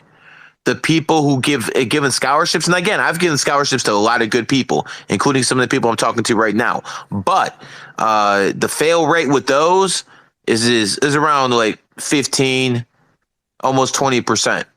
So it tells you something about people don't value stuff; they're just given. You get what you pay for. Yeah, and it all takes one apple to spoil the bunch. I mean, in this case, 15 apples, but it is what it is. Yeah. I mean, I got burned a couple times, man. I just remember 219 when they fucking came for me, man. GG33's dead. GG33's dead. It's been destroyed. Big Ear got him. It's over. And then it was interesting how some people went because, Roger, the number 7, James, a lot of solid people, Tiffany, a lot of people in the group would just retweet every time I got suspended. Some people thought it was in their best interest to not do that. And, it was a cowardly decision. Yeah. Some people flat out started fucking talking shit about me. And the ones who did, I took care of those. Yeah. I took care of the ones who were talking shit. They're all gone. Every single one of them. The ones who were disloyal, they've been shunned. They will get none of my clout. And the ones who were loyal, a lot of them have jobs now. Yeah, and then the guys, You're people that had the big accounts, they didn't want to retweet. They're afraid to get No, suspended. Afraid to get scared. suspended. Yeah, Oh I my might get god! suspended. And then when you came back with your original Numerology Now account, certain accounts, I'm not gonna even say any names, they would have said, "Oh, Gary, man, we've been together since the beginning." Like, really, Uh, really? yeah. There, no. To be fair, it was at least 15 people who did that. Yeah, There is a lot of people who came out, be like, "Yo, you got it back, you got it back." But have you guys noticed that ever since I got that account back, GG33 accounts aren't shadow banned anymore? yeah, I noticed that. No Yeah. more shadow bans across the board for anyone who. That was a big problem back in the day. hey Shadow ban. That was a G. big problem back in the day. Yeah, Tell them about how. it was Tell pretty them about bad. how. Oh my bad, Rez. Go ahead, Rez. I would say like pretty much after January 6th, it was fucking ruthless how bad the shadow ban was. Yeah, and the thing is, like, I don't get how you have to question somebody's IQ that goes against this man at this moment. Like, I'm gonna say this publicly. I would Gary. I'm never go. That's never gonna happen in this timeline. It's not happening. There's so many examples that have been made, and people still think they can. I don't get it. I don't get it, man. Don't bet against this man. That's all I'm gonna Dog, say.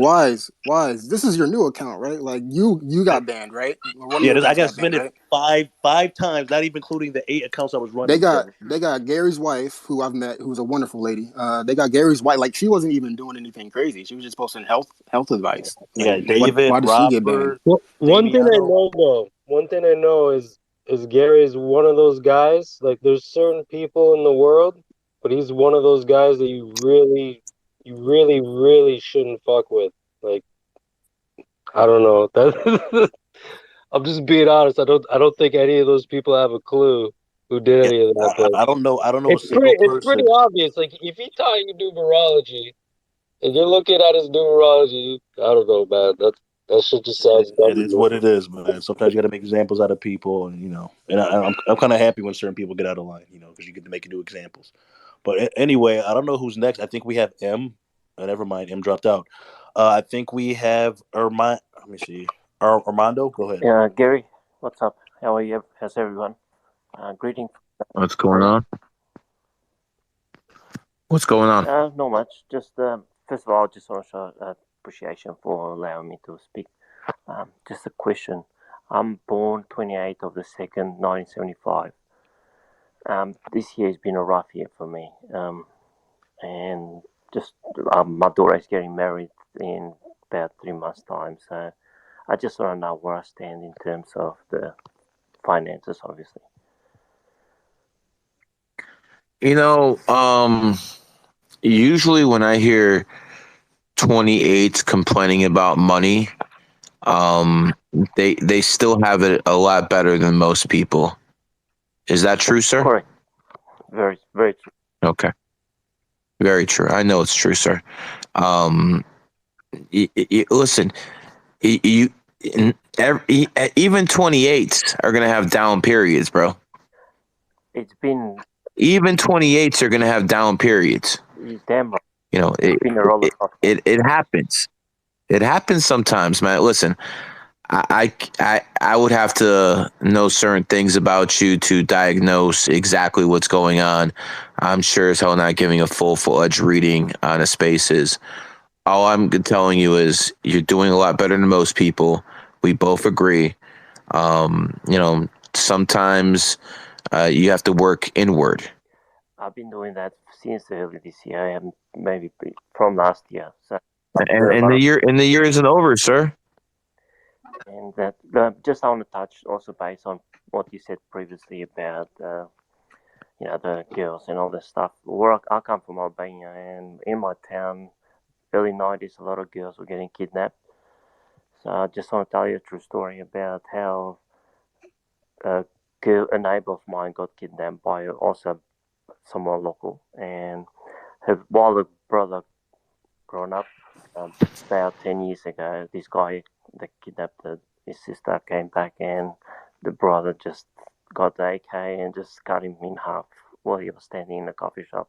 And the most amazing about this story is when police arrived and they know about the story, just that the kid walked out right on spot. Yeah. Albania is known for beautiful women and known for mobsters. Well, but So, hopefully one you're day going to. we meet there. So I'll leave Melbourne now, but so yeah. All right. Listen, Enjoy. everyone, appreciate Enjoy. your time, and I would love to be a member of your group. God knows soon. You have to pass an interview. I just don't take people's money. They Correct, correct. gotta, I know, I've been following you you know. for a while, so I know all the regulations. So when the right time Yeah, comes, just I got you. I got you, brother. Listen. Reach out to Kat, and he'll put you in touch with me. All right. I appreciate it, man. Enjoy the rest all of right. Yep. All right. Enjoy the rest of your day. Up next, we got M. I think she lagged out for a minute, but M, can you Yeah. hear me now? I don't know if it might. Uh, Before M says something, I'm not here for marketing, guys. I'm not here to sell classes. I'm not here for I don't need to. I don't need to. I don't need to. I got fucking multi-millionaires fucking asking me to join. I don't need the market for shit. Only thing I'm gonna say is if you want a reading, don't go to me. Don't spend $1,000, $2,000 talking to me. Go to my students like Kat and other ones. They'll do it for $188. Okay, that's the only selling I'm doing here. I want to do less readings. I don't give a fuck what these people are paying me. I've done so many at this point. Go to them. They're experts at this shit because I fucking trained them. They don't fuck up. I don't hear any complaints. Shit, they got the best teacher in the world. What the fuck would you expect? The only difference between them and me is they're probably a little bit nicer when they give their readings, and I'm still a fucking arrogant prick. Because even when I do readings, I'm still cocky as hell. But, that might turn a lot of people off, but I've noticed the people it actually turns on and makes hard are the rich folks. They fucking love that shit. The rich men love confidence as much as they love a fucking beautiful woman. You have no idea. So yeah, it does help to be an arrogant asshole in some ways. But, it's okay as long as you can be funny sometimes. I think the world learned that with some other people. Anyways, who's next? M, go ahead, M. Hi, so I have a quick question. I was born July 22nd, 1999, and I have 3 energy. What are some of the things that I basically like people around me? Who should I keep around me? What should I keep an eye out? You said July 22, 99? Yeah. Yeah, I expect you'll marry a rich man, and that would be the end of it. Yeah, the QAnon shamans in here, yo. Get them to speak. Yeah, I was gonna say that next, Resonate, after she finished, but let her finish. Oh, my bad. Okay. And lately I've been stuck like career path wise, basically career path wise. What kind of job, what kind of career Get should I bored go? quickly. Doesn't matter what I'm going to tell you. You're going to be like, man, that's boring. No, I really want to hear what you got to say. So, I think you need to develop a better mouthpiece, and then you'll go far in media. in media. Okay. And that's crazy because I've been had that on my mind lately, like being like a content creator and stuff. So that's actually crazy. You'll be good. You'll be good at it, and your looks won't fade for a while. So, but honestly, I think you're just going to marry a rich dude. A rich dude. Okay. All right. Well, thank you. All You're right, welcome. thanks, M. Real quick, we got a special guest. This guy was here January 6th. Jake, Gary was there January 6th. What's up, American Shaman? Go ahead. What's You're a going very on? famous guy around these parts. I don't know if you ever Well, met Gary before. what's up, man? I've heard some, things about Gary and his ability to decipher numbers. I thought that was really interesting, and I wanted to get in the space and kind of, see what he thought about something. I've been told I'm a 33. I'm not as into numerology as a lot of people that are into shamanism and that kind of stuff, but I dabble in it enough to know that it sometimes can be very eerily accurate because it's tapping into the matrix, the numerical matrix of harmonics in the universe. So given that we're vessels for that numerical matrix of harmonics, and when we're born can and will affect our life path, I'm curious to hear what you think. You see that? You see how you can tell he's a 33 just by his voice? And he's not even into it. The people who are tapped in right now, they'll be able to tell he's a 33 just by his fucking voice. Frequency fucking matters too. What's your birthday, brother? July 1st, 1987. July 1st, 1987. So 7/1/1987. Yes. You're definitely a 33. You're also a leader. Wow, you went through a lot, but it also makes sense why you were even one of the leaders of January 6th, because you're a 33. People naturally follow you. Well, but the thing is, I wasn't leading shit. I was trying to keep people calm. No. You misunderstand. Who did the media focus on? You, brother. I see what you're saying. It was your energy, brother. So whether you wanted to be the leader or not, you were. Perception is reality. Wow. Okay. I get you, brother. Listen, let me just say a few things for you. I was there January 6th too, and I was VIP for Trump's last speech. And when I saw what was going on, I basically made this distinction. I've never seen a successful revolution with flags. And I knew it was a setup right away. Right away, I knew it was a setup. And if it was done differently, it might have had some purpose, but they basically wanted to make people look bad. And the crowd basically fell for it. I've talked to many people who were in January 6th. A lot of them are my students. I'm sure you know who Baked Alaska is. I'm sure you know who Pat Stedman is. These are people who were caught up, caught up in January 6th. What did you think what was going on when it was happening, when everything was going through your eyes? Because whether you like it or not, you're the face of this as much as Trump is, and in some circles. Well, to be perfectly honest with you, at the time, I thought, wow, this is escalating quickly. It's getting out of hand really fast. What really did it, as far as I could tell, though, was that there was a couple of people at the barricades that were shouting at the cops and calling them names and stuff, and a couple of people like throwing water bottles and stuff. And I was like, hey, knock that shit off, man. The cops are, we back to blue. We don't treat cops that way, But what really did it was when they tossed concussion grenades and tear gas into the otherwise peaceful crowd. And then after that, shit just went sideways really fast. And I was trying, as people were like making their way up to the building, I was trying to tell people like, no, fall back, this is, stop, it was, things got crazy, but who's going to listen to the guy in the horns and the face paint telling everybody to calm down and fall back? You know what I mean? So once they got into the building, I thought to myself, Jesus, there's all this chaos and violence on the outside. I hope to God they don't do that in this building, because it's a sacred chamber. It's because it's built on the ley lines, it's equivalent to like a temple. And so I thought, well, the only way to prevent anything crazy from going on inside is to go in. So I went in with the best intentions.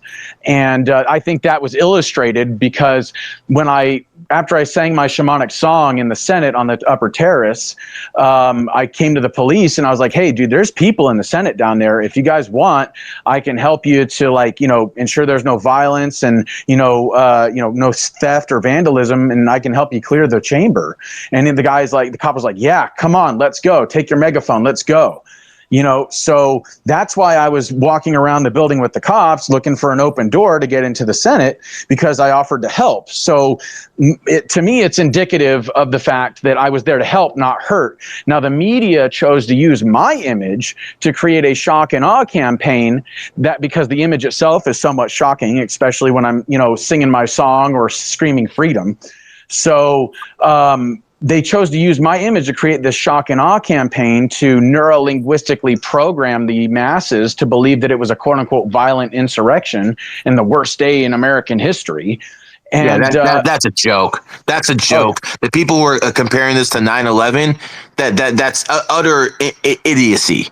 So yeah, I get just that. shows how it just shows how out of touch these people are. And it's all politics. It's all about them making people look bad. I mean, literally, there were explosions that happened on the day of 9/11. The whole building was brought down. The two twin towers were brought down, what I would say, through controlled demolition. And Building 7 was brought down. You would be correct.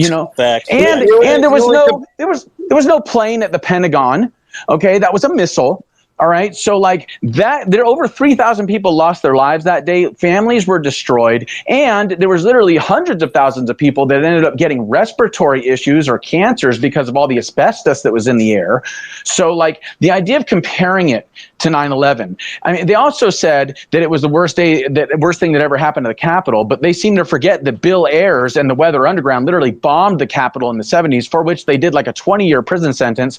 Then Bill Ayers gets pardoned by Obama and gets brought into Obama's cabinet. And they forget about the fact that Puerto Ricans actually stormed the Capitol and shot Congress members a couple of decades ago. So it's all about the narrative. 1812 too, when it got burned down, but nothing about that. The British did that, right?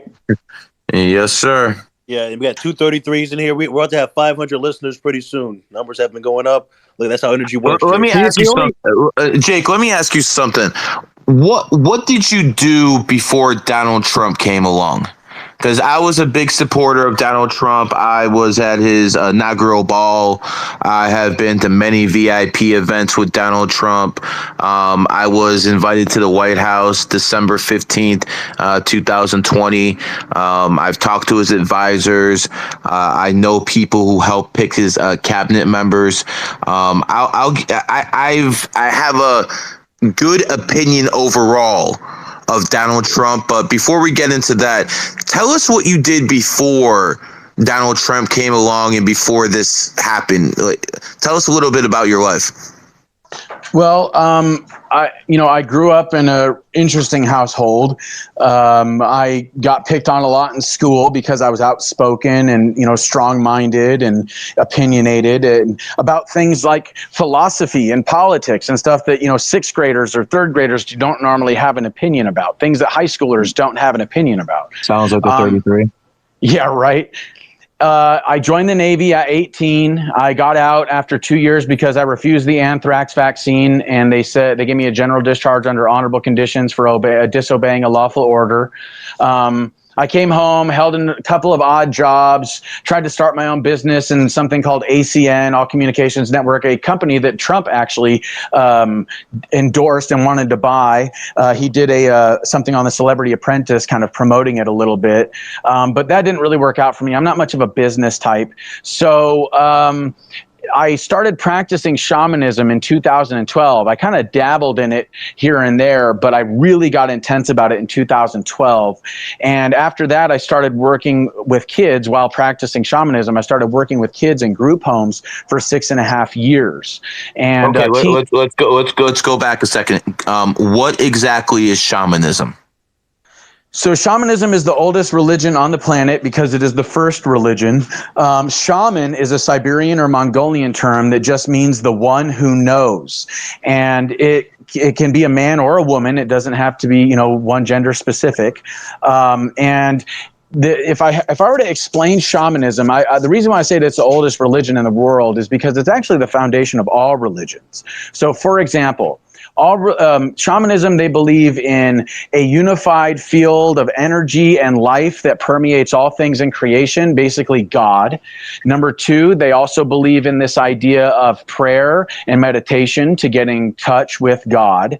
Number three, they believe in the idea of a spirit world and there being good and evil spirits that, the bad are trying to go against God in this unified field and create this illusion of separation, reinforce this illusion of separation, whereas the good spirits are trying to reinforce this truth of unity.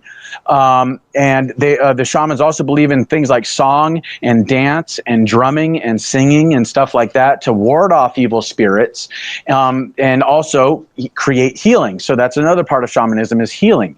They believe in the idea of Sounds like Indian tribes. Well, the thing is all indigenous populations practice it. And when we get into things like sacred plants, incense, sage burning, like smudging, or even things like the consumption of psychedelic mushrooms or peyote or ayahuasca or something like that, we're getting into a deeper level of the plant medicines. But there are also other plant medicines that are used for things like helping people to get over illness, helping people to kick a cold or something like that. And these are also a form of healing plants. And then the shamans also believe in things like, expelling evil spirits through song and dance and drumming, and inviting in holy spirits and the Holy Spirit into their life and into the tribe. They also go through things like ordeals and stuff so that they can create positive timelines and so they can ward off evil spirits. So positive timelines basically means like good crops, lots of rain, no disease, no injuries, no death within the tribe, etc. And they noticed that when they didn't do these things, all of those things tend to find the tribe. So now all the things that I just described, every single religion on the planet has a different form or version of. They just use different languages or different words. So my thing was, I studied all those religions and every religion on the planet. And I thought, okay, well, what is this one that I've always been interested in since childhood? Shamanism. What is it? And so I looked into it and I found that all these other religions basically had shamanic roots in one way or another. So I started practicing shamanism as my chosen faith, my chosen spiritual practice. I see. In shamanism, do you believe you're God? No. What it is kind of like what Jesus said, the kingdom of God is within.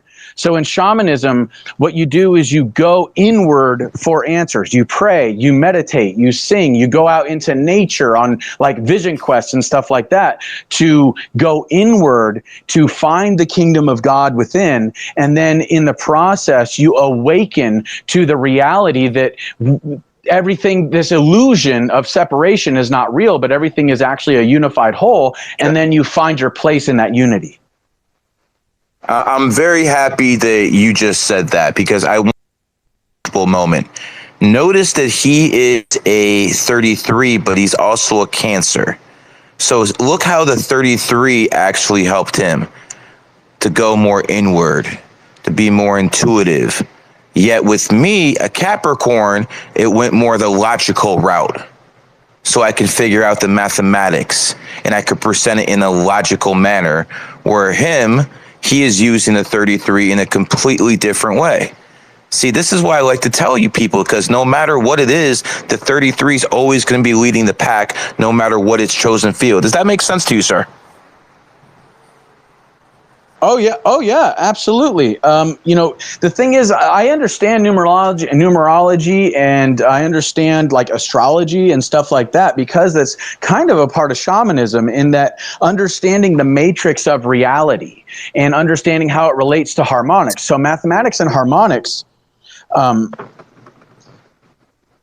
mathematics and harmonics end up coinciding. They're one and the same. Mathematics are expressions of harmonic patterns of energy. So if you can tap into the intuitive aspect of harmonics, then the mathematical or the logical portion of the matrix becomes available. I definitely agree with what you say, brother. So let's go a little bit into your life when you started to see Trump, came down the escalators. What happened at that point? Well, in all honesty, I had been kicking ass and taking names in the ether for several years since 2012. And when I saw Trump, I kind of thought, I thought, well, this ought to be interesting. And then I started to listen to some of the things that he was saying. And as I did research on him, I saw that the things that he was saying as he was running for president, he had been saying for 20 to 30 years on television and getting massive amounts of applause. And then when I saw the way the media hated him with a passion, and I'm not a big fan of the Operation Mockingbird media at all. That's why I call them Mockingbird media. They're not mainstream media. They're CIA Operation Mockingbird media.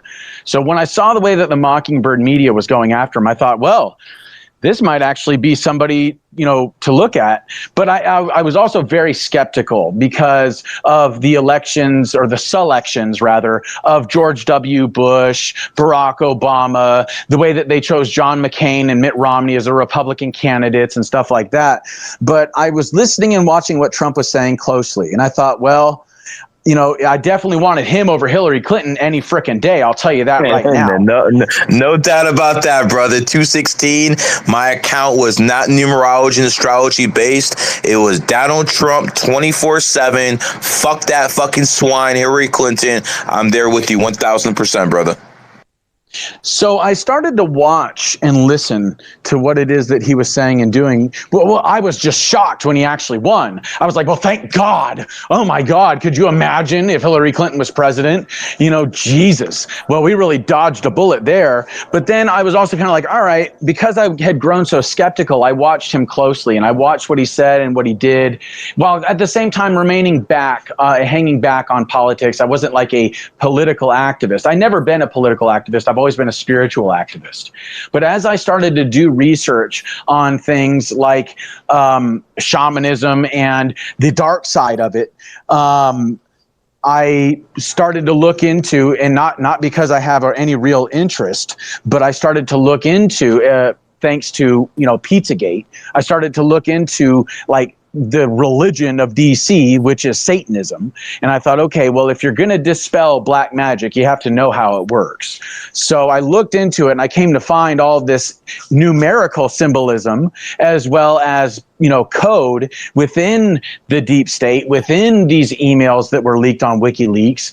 And I began to understand how it is that ancient rituals of child and human sacrifice played a role in modern civilization, like, for example, the Planned Parenthoods and abortion, or the child and human trafficking industry, and how that's related to modern day slavery, and how the ancients used their slaves for child and human sacrifice and stuff like that.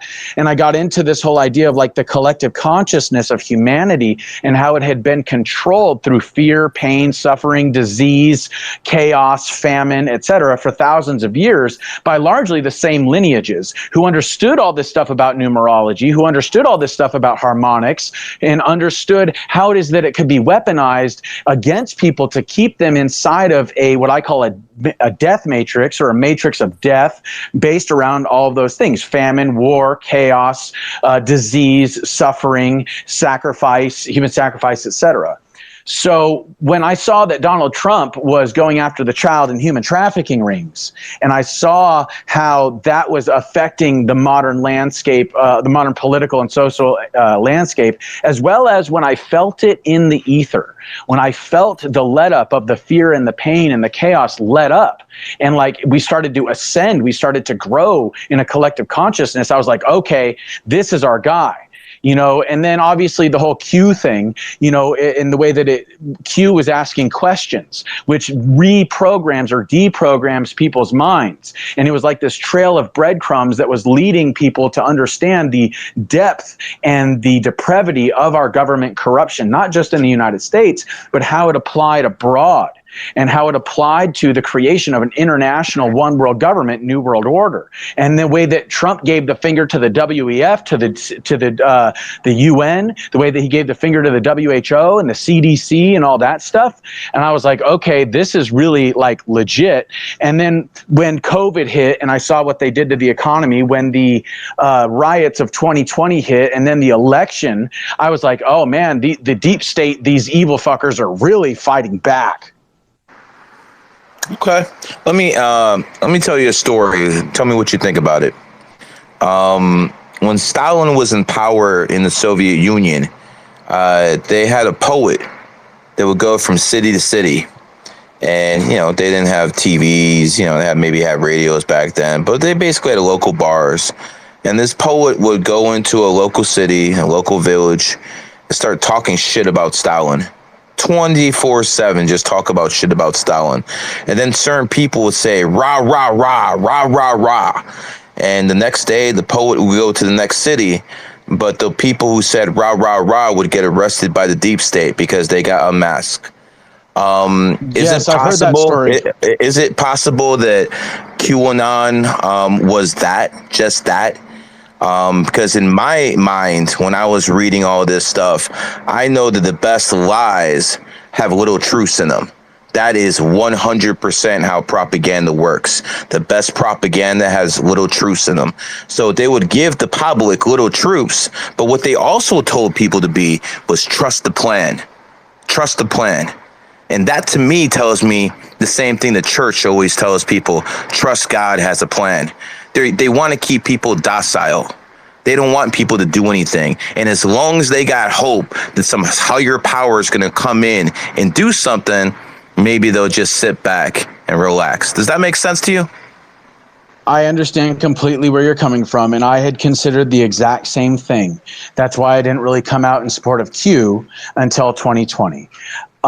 Now, here's the thing. You're correct, first of all, on this notion of the contamination of real information with disinformation to create a misinformation narrative that is controlled by intelligence agencies or by churches or by political factions, etc.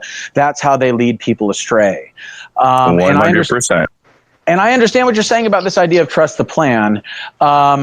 But here's the thing, and this is why I have the opinion that I do about all this, is that if we look at the effects of, for example, the Mockingbird media and the way that it has divided the country into warring tribes of compartmentalized and propagandized nincompoops that allow the television to do their thinking for them, and then they argue with each other once the TV's off on what they believe. And then we see the other side with Q, and we see, okay, well, what was that psychological operation doing? And it was a psychological operation. What it was doing, it was unmasking a couple of things. Number one, the debt-based fiat currency. Number two, child and human trafficking. And number three, how it was that the debt-based fiat currency and the child human trafficking rings were being used to either buy people off or blackmail people into submission within governments so that this global New World Order, one world government that is controlled by less than 1% of the population could unfold. And the media created QAnon as a fiction so that they could control the narrative. That was the misinformation narrative right there. So there's Q, and then there's the anons that try to decipher Q. Now, here's the other thing about Q, and you might like this because you're into numbers. If you look into Q and the Q posts, along with the time of the Q drops versus when Trump would do a tweet, as well as what's called the Q clock. The Q clock is like a normal clock, except above all the numbers are very specific dates that are not sequential in order. They're just like, November 5th to 2000, I know exactly what you're talking about. Oh, okay. Because I was making tweets about this stuff. Oh, okay. So then you get it. So the numerical code, the timestamps, and then the Q clock are indicative of cryptology and encrypting information. So it's akin to the idea of military intelligence or the intelligence community dumping a 5,000 piece puzzle on the table of the internet and telling people to put it together. And now what happened is that it became such a problem for the Mockingbird media and their psychological operation of division and control that they had to create the QAnon fiction. And underneath the QAnon label, they placed things like white supremacy, they placed things like hate, violence, terrorism. Typical ADL tactics. Yes, exactly. So the idea here is that, in my opinion, the Q operation was successful because it united the people enough to where they saw the bigger picture, and that affected the collective consciousness of humanity, and it steered the timeline of humanity and the earth away from this globalist New World Order, one world government, because once you stretch a mind to new dimensions, it can't go back to the old dimensions. And that also goes for collective consciousness. So our collective consciousness is shifted and changed. And do you agree that there's more people who are enlightened at this time than any time in human history? Absolutely. Absolutely. Then do you also agree that there's more devolved people than any time in human history? Well, yeah, but only because there's more people on the planet. That's also yin yang, my friend. Yeah, There's also, absolutely. it's not also a separation of the rich to the poor, but it's also a separation of the spiritual against the people who honestly don't even possess the ability to be spiritual, because they're what we call NPCs. There are people with souls who will gravitate toward your voice and your message, and there's people who like to manipulate that stuff. Here's what I'm going to tell you. When Donald Trump won, what do you think that was? When he won in 2016, why didn't they fix the election in 2016? Why did he win? Well, in all honesty, I've thought a lot about that, and the only explanation that I've seen that makes any sense is that the NSA stepped in and stopped these voting machines from being hacked by the Clinton campaign and the globalists, and they switched it to what it was supposed to be, and not what they wanted it to, what the Democrats and the globalists wanted it to be. And when that happened, then it was a shift on a molecular and electrical and on a consciousness level that changed history forever. Okay, how about I try another way? How about Barack Obama wanted Donald Trump to win? Well, I've thought about this a number of times, about the idea of, what you were saying about rah, rah, rah, and, isolating the people in the country that want to save the country, and getting them on a certain list of people that may be a threat to the New World Order and all that stuff. I thought about that a lot. But the thing is that it's a purely mechanical view of reality. And I get it. I'm just asking you about the simple question. What do you think? Is it possible that Barack Obama put Donald Trump in office? I don't think that Barack Obama had anywhere near as much power as people think. I think he was a puppet. He was a very evil puppet, but I think that he was a puppet as much as Joe Biden is. Okay, so let me throw a different story at you. Let me throw a story at you in 2008, how it was Clinton versus Obama, and Obama won. Now, the thing about the Clintons is Bill Clinton is the illegitimate child of the Rockefeller family. So when Hillary Clinton married into that family, she was promised the presidency in 2008. It was taken away from her from Barack Obama. And the reason Barack Obama was able to do that in 2008 was because he's backed by the Rothschilds. See, sometimes you have the Rockefellers and Rothschilds who do battles, but they don't do it on battlefields. They do it with their opposing candidates. So what happened in 2008 when Barack actually won, Hillary Clinton agreed to be his Secretary of State, one of those keep my enemies close, keep my friends, type of deals. So he was with her for about 4 years. And then what happened is in 2008, Barack Obama also promised to help Hillary Clinton win the election after it was his turn to go. So here comes 2011. And Donald Trump is at the White House Correspondents' Dinner. The first person who actually said President Trump was President Obama in 2011. He manifested it. He had a big joke about it. The whole world had a laugh. And then when it was time in 2016, he's the one who put President Trump to the finish line. And now let me explain why. See, in 2012, 2008, Hillary Clinton still controlled the deep state. And what I mean by deep state is the DNC. That was all her people. So what happened was, if Hillary Clinton won the election, she would have destroyed Obama's legacy. She would have destroyed all his assets in the deep state. So he was more than willing to make Trump president to keep the Clintons out because the Clintons were his main enemies. And as soon as Trump won, what happened? They cleaned house at the DNC. So those are now all Obama's people at the DNC, not Clinton's. Now what happens for 4 years when Trump is president? Obama is still living in DC because he's the head of the deep state, and he's handicapping Trump's presidency everywhere.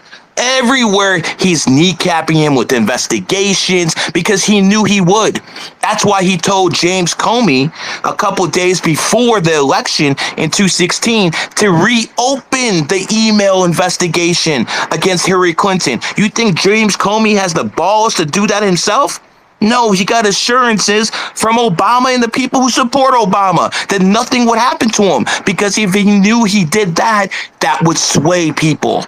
So you see, it was Barack Obama who put Trump in power. And then in 2020, he stole the election back from him. Now, 2020, they installed Joe Biden. I don't actually think that's Joe Biden. I think Joe Biden has been gone for a long time. I think that's Joe Biden's brother, but that's a whole different story. They installed Joe Biden. Joe Biden is effectively a puppet for about 3 years. And then something happens. On April 24th, 2023, basically 5 months ago, Susan Rice steps down as basically Biden's advisor. The reason that matters is because Susan Rice was the handler for Biden from Barack Obama. See, Barack Obama doesn't do what Clinton did. There's no paper trail. He's kind of like Putin. He gives his instructions to Susan Rice every day. She would go into the White House and she would tell everyone what to do. Because when you see Biden, he looks around. Those aren't his people. His attorney general, Merrick Garland, that's Obama's boy. His defense secretary, that's Obama's boy. All his people, but a few are Obama's. So you see, he broke ranks with Obama on the 25th of April, one day after Susan Rice left, and he declared that he's rerunning for president. Obama told him to step down. He decided not to. So now what you have going is you have the legal system going after Biden's son, Joe, because it's Obama who's directing all that. He's the one who's going after him. Now, the Clintons, they are basically connected with the vice president of the United States. Biden had to run to her, and now Obama's being exposed as a homosexual because that's the only card that Clintons have left. They control the media, but Obama controls the actual government. So, my friend, I believe in a lot of the stuff you believe, karma, collective consciousness, but I also have been in the trenches. I understand how politics works.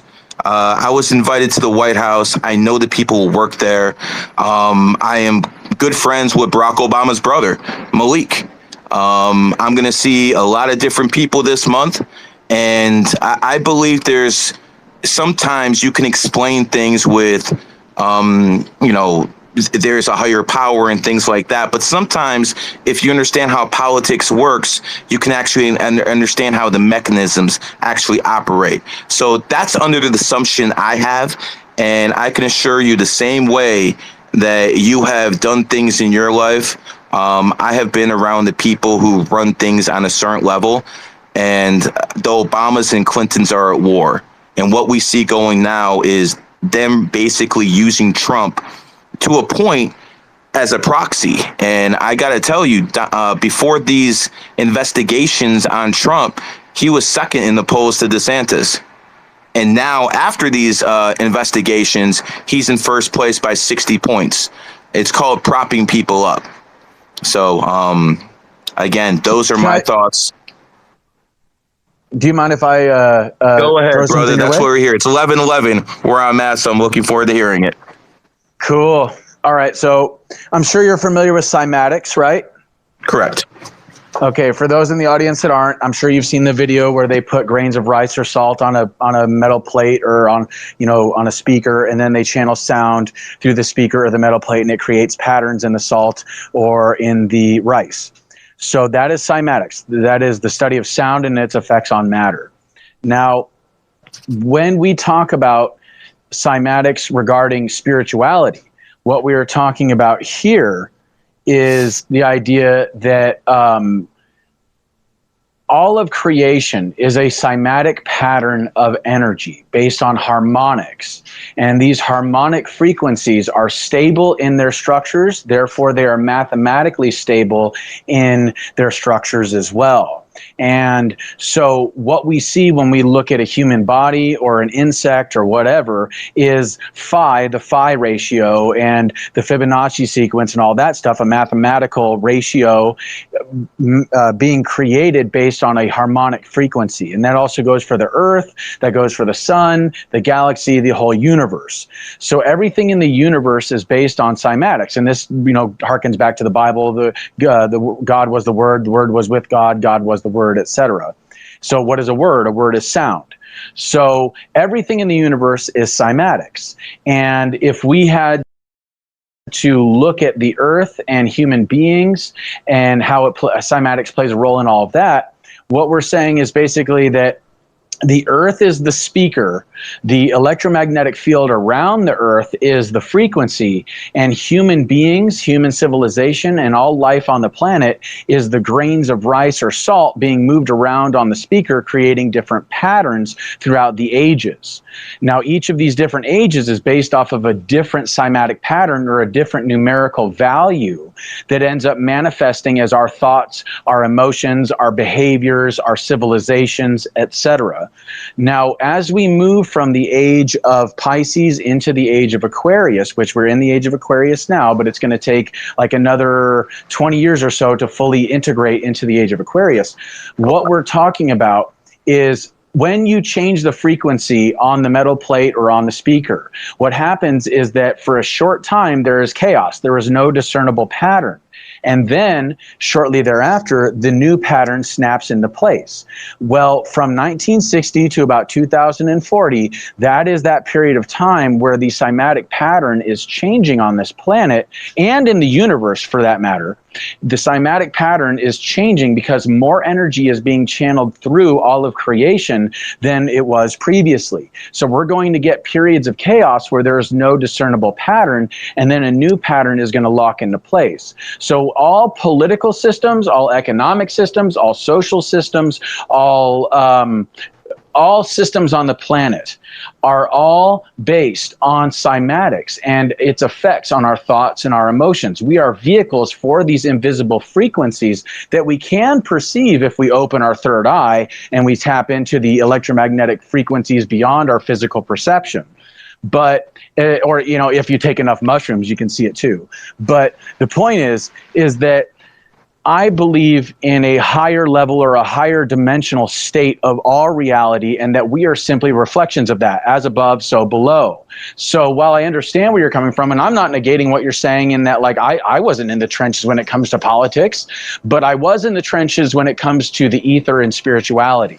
And I think that everything that's going on this planet is a part of some form of a divine plan or some sort of a cymatic frequency change where our thoughts and our emotions, our bodies, our behaviors are going to shift, and they're going to shift in a radical way that most nobody can expect or anticipate.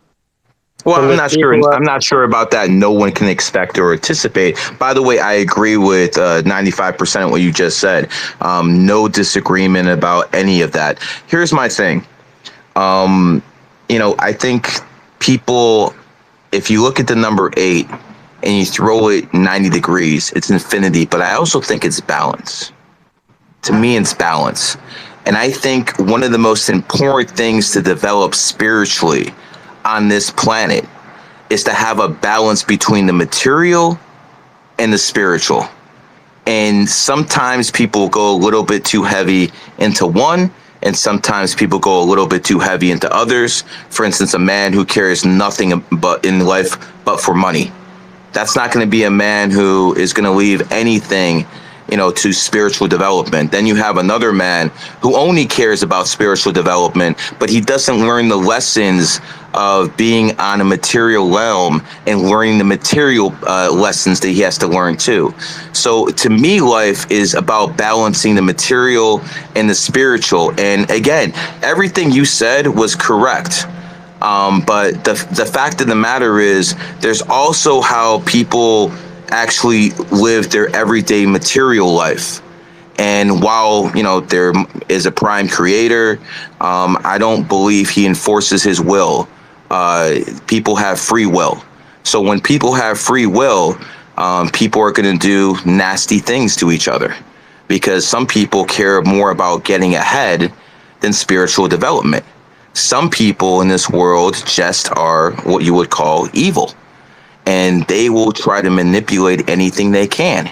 So yes, there can be people on this realm who can be spiritually developed, like you said, connect to the ether. And believe me, as a 33, that's what it's all about, being connected to that thing. But I don't think you understand that 1, 2, 3, 4, 5, 6, 7, 8, 9, they're not going to have as easy time connecting as you have. Because see, you're 33, which means you're a fucking old soul, bro. You've been reincarnated so many times to actually earn the right to have that connection with the ether you have. Think about all the trailblazers in society. Guys like Einstein, guys like Edison. No matter what you think about them, they have done things that has changed human existence. So Don't forget yes. about Tesla. Don't forget about Tesla. Well, Tesla's a time traveler, so that's a little different. And 369 actually adds up to 33 in a secret way, just like Jesus Christ, was associated with the number 33 in death, which makes him the most famous man in the world. Just like the Freemason order associates with 33, 369 also has a hidden 33 message. To me, Tesla was a time traveler. There's a lot of evidence in that, and the fact that time travelers can't have kids, and he definitely failed at that. He actually had sleep patterns of every 20 minutes. He didn't sleep like normal people. He just slept for 20 minutes, woke up, had another nap in about 3-4 hours. That's how they do things in the future. So I believe he's a time traveler. That explains why he was so much more advanced. But let's not forget the effects he had on society. In my opinion, he traveled back in time. And who was the family who started doing the investigation after he died for the government? Trump. It was exactly Trump. And again, it goes all the way back to that. So it's very interesting how all that works. Here's my rationale for supporting Donald Trump. He is the lesser evil. I do not believe he's a saint like most people think he is. I do believe he's a good man who tries to keep his word. I do believe he's done more good in the world than most people. So but my problem is, if they stole it from him in 2020, what the hell makes you think they're not going to steal it from him in 2024? What has changed in 4 years that those ballot boxes are not going to be stolen? And this is the thing, no matter where you go in history, and you know this, you're a student of history, 19, 18, 17, 1600s, in one religion or the other, there's always someone preaching, don't worry, he's coming in about 20, 30 years. We're going to reach this state when Constantine took over the Roman Empire, because they were in Pisces, and he's a Pisces, and he was spreading Christianity. It was the same deal. It was the same deal. I'm not one of those people who likes to wait 20, 30, 40 years. I believe the best way to fight these people is with knowledge. Do you know who Muammar Gaddafi is? Yes, I do. And I agree. Okay. Knowledge overcomes power. Yes. Muammar Gaddafi was born 6/7/1942. He was an 11 life path. He was in control of Libya for about 42 years, from 1969 to 2011. In his last year in power, he had about $500 billion at his disposal. So fucking gay, dude. Oh my God. A modern 30,000 man army, a defense force. He lasted 9 months against NATO. 9 months. So here's my question to everyone who thinks you can actually confront these people head on. Gaddafi had all that. He lasted 9 months. What the hell are any of us are going to do? So obviously, direct confrontation is not going to work, my friend. That they will try to force your hand into direct confrontation just so they can come with more tyrannical laws. That's how it usually works. The best way to change it is through knowledge, and you have to get to the kids. You have to talk to the kids. So, for instance, this year, about 500 to 600 million kids have seen me on TikTok exposing them to numerology and astrology. They are aware, so the elite, when they send those signals next time, they won't be able to lie to them. That is how I believe you do it from the inside out. Direct confrontation, I have not seen anyone who's actually survived. I mean, for God's sake, President Kennedy, went after the Federal Reserve. President Kennedy signed Executive Order 11110 on 6/4/1963 on an 11 day. He waited until that executive order. You had to give Donald Trump a warning because he started crossing the line. Yeah, well, hold on. We didn't want to go into that. We don't want to go into that, my friend. When it comes down to, the elite, they do things on certain days, and they eliminated JFK on 11/22. Again, 11/22, and then you have the complete, triad. So what you have to understand is these people are using this stuff against us, and the best way to actually help society is to at least educate them on the basics of this knowledge. And, now we're in the age of Aquarius. We've been in the age of Aquarius since 9/11/2001. I think people can understand why. And yes, right now, people are very open to what you're talking about, my friend. So, I just think that we need a balance between the material and the spiritual to mostly succeed. If we're just leaning too heavy in one way or the other, there's no way it's going to work. Well, I agree in balance. Absolutely. I think that what's happening is that the nefarious forces have had control over this planet for thousands of years, and now it's balancing back to where they don't have as much control as they used to. Why do you think that? Why do you think that? Like, well, give me direct evidence of this, because I honestly, I don't see it. So, please give me evidence of this. Absolutely. So we are currently in the apocalypse. Apocalypse, a lot of people have a bad connotation with that word. It just actually means the revealing or lifting the veil during a time of mass deception. And so it's not that things in the world right now are getting worse. It's that the truth about corruption, national corruption, global corruption is becoming more and more obvious. The truth about what's been going on behind the scenes is becoming more and more seen and apparent. So what has changed for people like myself and yourself is that we now have the momentum of the pendulum swinging the other way. We now have a collective consciousness that is more aware than it ever has been in human society. And if you look into the 100th monkey effect and the idea of how a small group of awakened individuals can actually transform the collective consciousness, then we're really starting to get into what exactly it is that has changed and how drastically it's changed things. So I think a good example, I don't know if you're familiar with the 3 patents that Donald Trump declassified in 2020, a 0-point energy engine, a room temperature superconductor, and a TR-3B, which is a triangular shaped inertia propulsion or anti-gravity craft. But those things being declassified is absolutely enormous. If you want to look into it, you can look at it under the name Salvador Pius. He's the guy that actually filed the patents, and they were declassified by Trump. That and Nikola Tesla's Tesla Tower technology, infinite free clean wireless electricity, the fact that it can be used as communication towers, the fact that they can be used to promote agriculture without the need for pesticides and herbicides or genetic modification, the fact that Dr. Rife and his machine was invented by him and Tesla as they were discovering the frequencies of health and the frequencies of disease and how frequencies can be used to destroy disease tissue and destroy disease cells. All of these things have the hallmarks frameworks of not only a spiritual evolution, because in order to understand how these technologies work, we have to have an understanding of energy, frequency, and vibration. Like Nikola Tesla said, if you want to understand the secrets of the universe, think in terms of energy, frequency, and vibration. But as people begin to dig into these technologies, what they're going to find are, number one, the corruption in the United States from the early 1900s and how these things were suppressed. And number two, they're going to find all of the applications for these technologies and how and why they've been suppressed. And number three, they're going to find the secrets of the universe. So we have technological evolution, or the physical evolution, like what you're talking about regarding balance. And we also have the spiritual evolution and consciousness. And these are tools that we never really had before. Now, My friend, we have 20 to 30% of kids now thinking they're LGBTQ. I understand.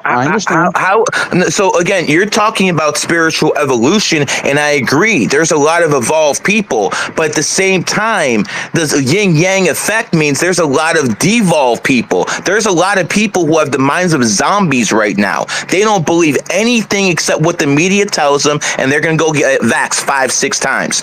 These are the type of people that are on the other side. So yes, we can point out all the good things about America. It's a superpower.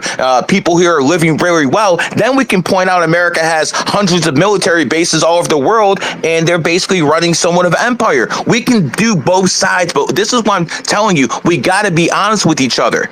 We have to be honest with each other. And the fact of the matter is, I don't see this rose-colored pedal that you see here, bro. I see people, the government's clamping down. I saw the government lock every, I'm going to tell you what I saw. I saw it didn't matter in 2020 if you were in a communist government, if you were in a socialist government, if you're in a government, a mob-run government like Russia, or if you're a so-called Western democracy. They all shut down. They all told you to get the vaccine. You know what that tells me? That tells me there's a hidden hand at the very, very top of the game telling everyone what the fuck to do, because when push came to shove, that's what most of society did. And guess what, my friend? Most people got that vax. Most people are done. Do you understand this? Most people who took that vaccine are done. And God forbid they took 1, 2, 3, 4, or 5. You got prosecuted too. You got prosecuted way more than me. But I was getting suspended 18 times on Twitter telling people not to get the vaccine. I left Donald Trump's White House, my bank account gets suspended. So here's the thing. If people are pushing back on you, you're doing something good. Oh, I will agree. tell you one thing. I will tell you one thing as a 33, my friend. Sometimes, how many near-death experiences have you had in your life? Well, I've smoked DMT a handful of times. Do you smoke weed? Well, not anymore because I'm on probation. Okay, so what's going on with that? How long were you locked up for? How long are you on probation for? Well, I was locked up for a total of 27 months. I'm on probation for a total of 3 years.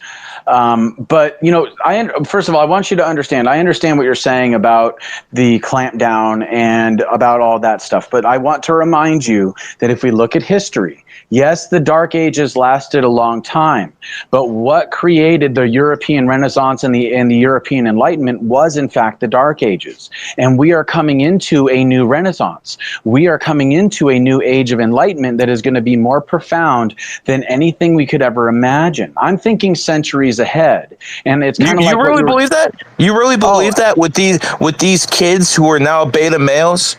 With these, that's the thing. These people who were born in the 1900s, they're different. They had at least one in their energy. One is male energy. Now the kids born after the 2000s, boom, they've got 2s in them. That's feminine energy. They're soft, bro.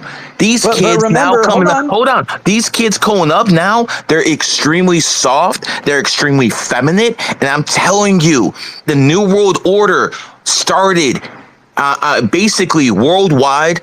The globalist movement, when they really accelerated, when they really came out in the open, it was 9/11/2001. They waited until the century turned. Why? because they knew these kids growing up would be docile. And you're telling me a lot of this stuff, like, okay, Gary, a lot of people are being exposed to this, and this. You know what I think? I think they're being desensitized. I think a lot of people do not care. Earlier when you said they compared it to 9/11, and I agree, their comparison was trash. But the only comparison you could make to 9/11 is that they tried to sacrifice you guys and put everyone in a fucking giant prison. That's the only comparison I could see. But I hear you. Somehow, all the people there did not fucking jump the fucking. Because you know what? Honestly, like, while I respect the ability to protest, these people have been protesting for thousands of years. These guys have been playing protesters like a fiddle for thousands of years. You know what I For mean? thousands? Yeah, For before the thousands? rocket. No, maybe it started after Malcolm X. When they took out Malcolm X, then that's when the whole thing changed, because that's when they put a bullet in Malcolm X. The Black Panthers were formed, and that was a thorn in the FBI side for 30 years. So they don't actually assassinate people anymore. They basically politically assassinate. I mean, look at the Shaman guy. Okay, I never heard him before today, and this guy's pretty much speaking like a really enlightened individual. But if you listen to him on the media, if you listen to what they said about him, he seems like some fucking crazy nut. So again, that tells you all you need to know about getting secondhand information. They did the same thing during the 2008 the Wall Street protest. They basically just called everyone crackheads in tents when they were like, basically there are guys like the Shaman guy who are just straight spitting like facts. It's all right. We have 570 listening and counting. This has been a great space. We have 233s in here. Jenny wants to say something. She's the one that made this all possible, so I have to let her jump the line and talk. Jenny, go ahead. Hey, holy shit! Let me tell you something. This is one of the coolest nights I've had, and I'll tell you why. You got two strong men up here, and I can't believe you guys don't recognize the fact that the fucking yin and yang is in this room right now. And it's a yin and yang that is spiraling towards good.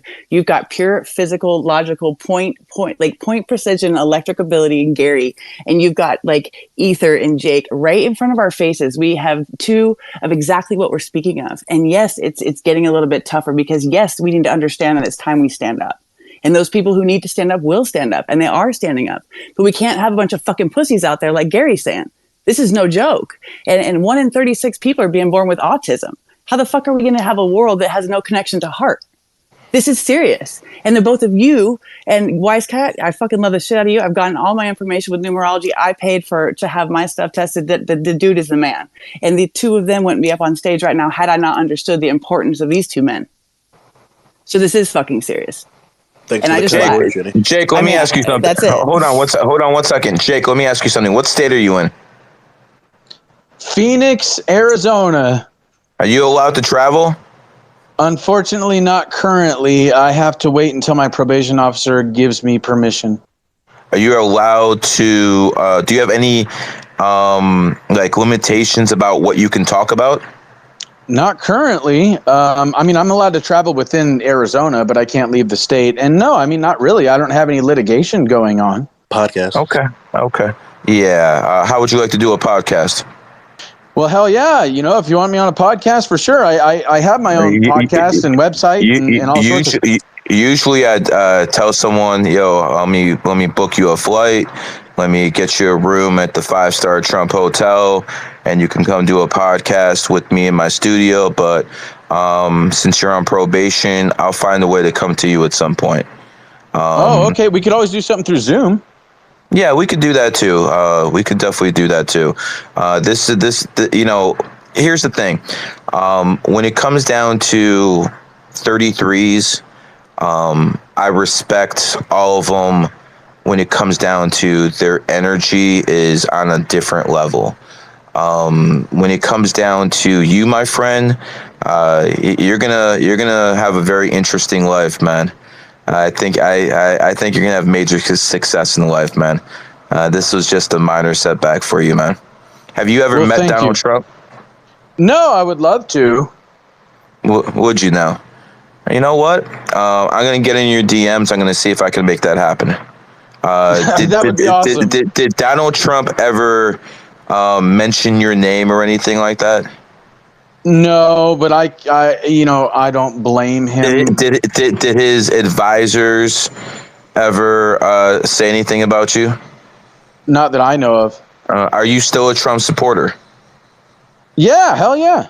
Okay. He has. You just didn't pay attention. He has, I'm sure. Jake, he brother, has. brother, I don't think you understand how busy I am. I have no time to pay attention. I'm running a organization with 3,000 people, bro. This is not easy. And I still got to call people right after I'm done with this spaces. So again, I'm doing the best I can, but this is why I have people in my group who tell me things. You think you just get 700 million views and that happens by chance? I put the pedal to the metal this year. Let me ask you something, Jake. When'd you get out? I got out on the 28th of March, which there was actually 5 planets in alignment on that day. So you got out this year? Yeah, March 28th, 23. The cat gets out in the cat year. Did you realize you're a cat and you got out in the cat year? A cat? He has no idea, guys. That's Yeah, why he you has guys need no to hook idea up. about He any has of this no stuff. clue. And think about this, Gary, real quick. You've got somebody metaphysical that you can now bring into the physical. Do you see the points that you can take Yeah, I get it. energy to? So, Like, okay, you're fucking A, actually born in 1987. 1987 is the year of the cat. And because you're born in cat energy, that means in 1987, the earth was spinning, and the frequency of that cat was imprinted in you. In 2023, the year of the cat, things go cat ways. So that's why you got out in a cat year. Does that make sense now? It's about energies aligned. I've said for a long time I'm a lion. Yeah, I've always made the Thundercat myself, so Y'all are fucking funny. I ask a quick question? Yeah, John Jones, born 1987, won the UFC title, I believe, in March of this year, and he's a cat. So again, cats are having their. You should really try to get out there as much as possible right now. Really. He's got to have help from everybody. Dude, this literally, we're not coming from any giant freaking money bag with a bunch of connections. This is raw fucking person. But I don't think you understand. Just knowing what he knows. See, this is what I'm talking about. He's all spiritual. He doesn't know how to monetize this stuff. Exactly. I'm not interested in money. No, I don't think you understand. I don't think you understand. No, Jake, listen to me. I don't think you understand. This is what I'm talking about, balance between material and spiritual. Poor man ever changed the world while he was alive. Gandhi did it after he was dead. Yeah, he had to die first, bro. People were also taking care of him. He had to die first. Do you understand what I'm trying to tell you? I understand what you're saying, but Buddha did it too. I'm just saying that in my opinion, this is why I don't worry about money, because God's taking care of me. The birds of the air, they do not reap, they do not sow, yet our Heavenly Father feeds them. Will he not all the more feed you? Are you not more important than they? Right, and you also said that you would rather be happy this lifetime, right? And Gary just told you what happens in this lifetime in order to be able to make that happen. So, I'm all for it. Amen. He's all for it. No. Listen, are you? Let me just ask you a couple of questions. Are you a communist? Fuck no. Okay, you are a capitalist, right? Yeah, I believe in real capitalism, and what we're living in right now is not a capitalist society; it's a fascist. It's crony capitalism, but you do believe that if you have a service and you provide value, you should be rewarded for it, correct? Abso-freaking-lutely. Okay, no, we're on the same page then. We're on the same page. Things that people would actually come to you and they would actually pay you for. There's nothing wrong with that. Well, I have a consultation service on my website, and I also I put up the merchandise. Why don't you give that out right now? Okay, sure. My website is ForbiddenTruthAcademy.com. That's ForbiddenTruthAcademy.com. On ForbiddenTruthAcademy.com, we have all sorts of free courses. We have free content regarding my podcast. We also have all my interviews that you can totally watch for free. There's literally hours and hours and hours of awesome content that'll blow your mind. And if you want, you can, after watching all that, you can converse with me, and I can give you a consultation on your spiritual development, your spiritual growth, how it is that you can can, be your best self. And if you really want, we got all sorts of awesome merch that's on there. The merchandise is so funny. It's so awesome. You got to check it out. It's phenomenal. Well, you did a good job of selling yourself, brother. The thing about my group, I teach numerology and astrology to, again, around 3,000 people at this point. But we're all conservatives and we're all capitalists, man. Because I believe just like you have communists in in material existence, you have communists in spiritual existence, and they believe they're entitled to everything you know. Oh, I totally agree. But this is the thing. I don't believe in the idea of charging people to listen to or hear the truth. What I do believe in charging people for is helping them to better themselves individually, taking an hour of my time to focus on them special, like in particular, especially focusing on them. And, in all honesty, $500 for a consultation is really not that much money, considering there's people out there that are charging $2,000, $10,000 for an hour of their time. Yeah, I'm one of them. So yeah, 100%. I would tell you one thing that would help you out. Instead of charging 500, why don't you charge like 530 or charge 503 so the number adds up to 8? That would attract more material wealth to you. Roger That's that. how I'll take your advice. That's how you actually use this knowledge to your benefit. The thing, it's one thing about knowing things, it's a completely different thing about applying them. So that's like one of the things I would tell you right now to do as soon as you're done with this. Go change it. I bet you that'll help you by itself by at least 20%. Roger that. I was going to do 555, but I thought, but if you think 503 is better. Angel numbers. Really? That's what some people call them. I'll be kind. Here. I'll be kind because of that. Let me ask you this: since when you were in prison, were you mistreated in any way by the government? Did they try to spy on you in some ways? Did they try to incriminate you in other ways?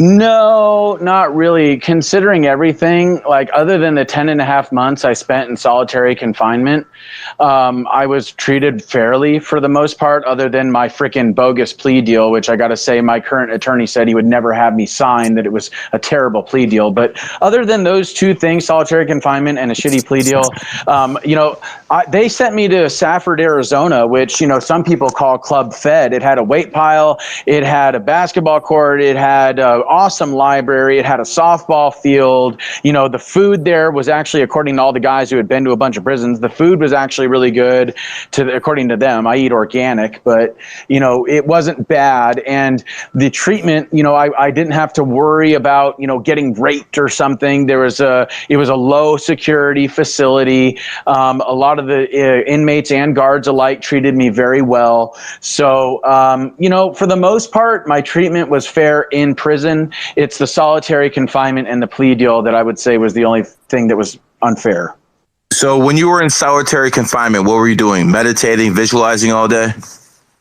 Kind of. When you're in solitary and you have the prospect of a 25-year sentence hanging above your head, it's really hard to clear your mind. But I did it on several occasions, and I'm more powerful mentally, emotionally, spiritually, physically because of it.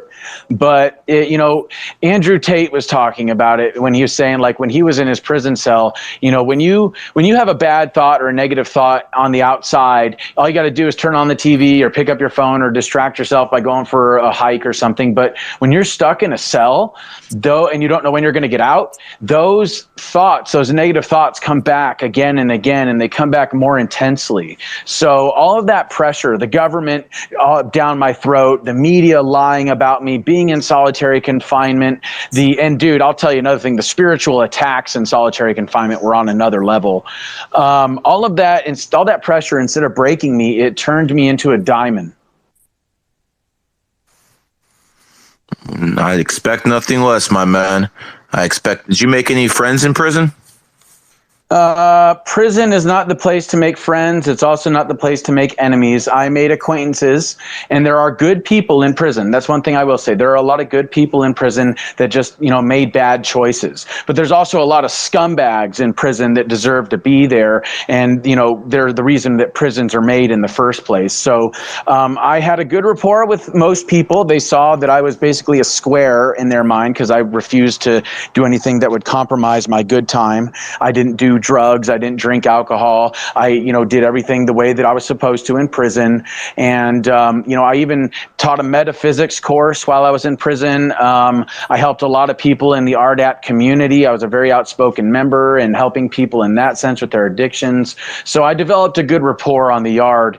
And so, in that sense, it was a good thing in that these people didn't dislike me. In fact, there was a riot at the prison I was at, and I was looking out the window, looking, to see what was going on, and a couple of the guys in the dorm are like, "Chansley, get away from the window. If they see you, they might come in here and try to beat your ass. Just get away." They looked out for me. I'll put it that way. Okay.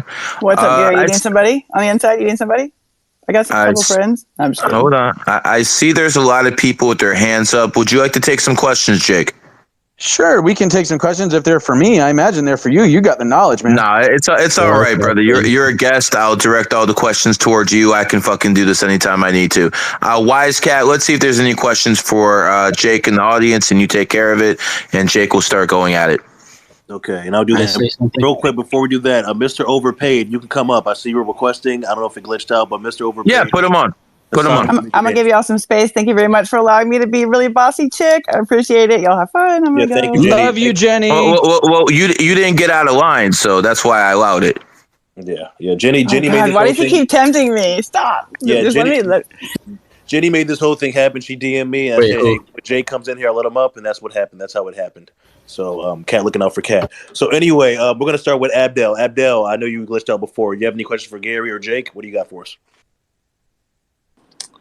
Yeah, I actually had a couple questions for Jake. What got you onto this whole journey of your spiritual awakening? Because I feel like this year I've noticed a lot of my friends also having the same awareness that's been coming to me in the past couple of years. So I just wanted to see what your journey was and what I should expect in my journey. And Gary, same question for you. Well, I started my spiritual journey before I was born. I remember where I came from, the heavenly realms that I came from. I remember my birth. I remember my circumcision. I remember a number of intense things that happened to me as a child. I started asking very profound questions before the age of 5 or so, what is God? Where is God? Who, I wanted to understand the secrets of life. I also wanted to understand why the world was so screwed up. And so ever since a child, I have been searching for those answers. And the best way I can explain it is that because I had such a deep and profound curiosity, it was like I was gold panning in the river of life for nuggets of truth. And whenever I found one, I would put it in my little sack of gold nuggets of truth. And I had been doing this for so many years that eventually I was able to smelt all of that truth and that gold down to make a couple of gold bars of truth that I could pound on the table anytime anybody had a question about life, about God, or about, the world that we live in. As far as what you can expect on your journey, I would say expect cognitive dissonance, but learn to embrace that and enjoy that, because as you absorb new knowledge, old knowledge is going to be shed. It's kind of like, a snake shedding its skin. If you don't shed your skin, eventually you die. So you got to shed that skin, even though it might be uncomfortable or painful. But in the end, you end up bigger, better, and more on top. Sorry if I go next. Abdel, did that resonate with you? What he said? I mean that was, I think, a little bit above my pay grade. Maybe if I'm a little bit more aware, I'll be able to comprehend all that. But yeah, that was actually very eye opening for me. And yeah, thanks for bringing me back on the stage, Wise Cut. Yeah, no problem. I know people glitch out. People like, what? People like, why'd you drop? You know, you glitched out. No, it's all good. It's like 7 a.m. for me, so I'm gonna be. Is it alright if I go next? 33's up next, and then you can go right after Okay, Juan. thank you. 33, right. So 33, go ahead. 33 been waiting a while. Go ahead, 33. Okay. So I got two questions. Basically regarding this year, and I mean the next year is a dragon year, right? So my dad is a dragon. He's born in a dragon year, and he has a lot, but I mean a lot of dogs. And I'm trying to convince him that this numerology stuff really works. And he's a rich man. You can tell him what to do, right? But he still Yeah, doesn't listen. listen. Just because they don't listen to you, that doesn't mean they won't listen to me. Here's what you do. I did a recent podcast with Sean Kelly. Look him up on YouTube. I did about a 45 minute podcast where I addressed that issue right then and there. And you just show that to your dad and, see what he says afterwards. It's one thing for, people don't listen to people in their own family, especially their kids. Especially if he's a strong male figure, which probably is since he has a bag. So you need outside help. I would probably dig up that podcast, let him watch it. I address that issue specifically, and I hope that helps, my friend. Thank you very much. Also, Yes, sir. I got a last question. It's really short. So, I am born in 18th of June 2001, right? But Okay. if you reduce the numbers, it gets 963, and that number is secret and stuff like that. But my question is, does the order of the numbers matter? Like 9 is first, 6 is then, and 3. Unfortunately, I'm not going to answer that question. Okay, thank you. Yeah, sorry. Got to gatekeep to a point. Up next is Juan. Juan, you've been waiting a while. Go ahead, Juan. All right. So if somebody were skeptical about whether or not reincarnation exists, is there any course of action you would recommend to them? See, this is the thing. When it comes to numerology, I can break down your birthday, I can break down your personality, I can break down your weaknesses, your strengths. When it comes to reincarnation, I can't do that. I can't tell you for 100% because I can't give you facts. No one who believes in reincarnation, just like no one who believes in God, can actually give you 100% evidence that they accept in the court of law that it exists. All I'm telling you is, hold on. Dude, this is what I'm trying to tell you.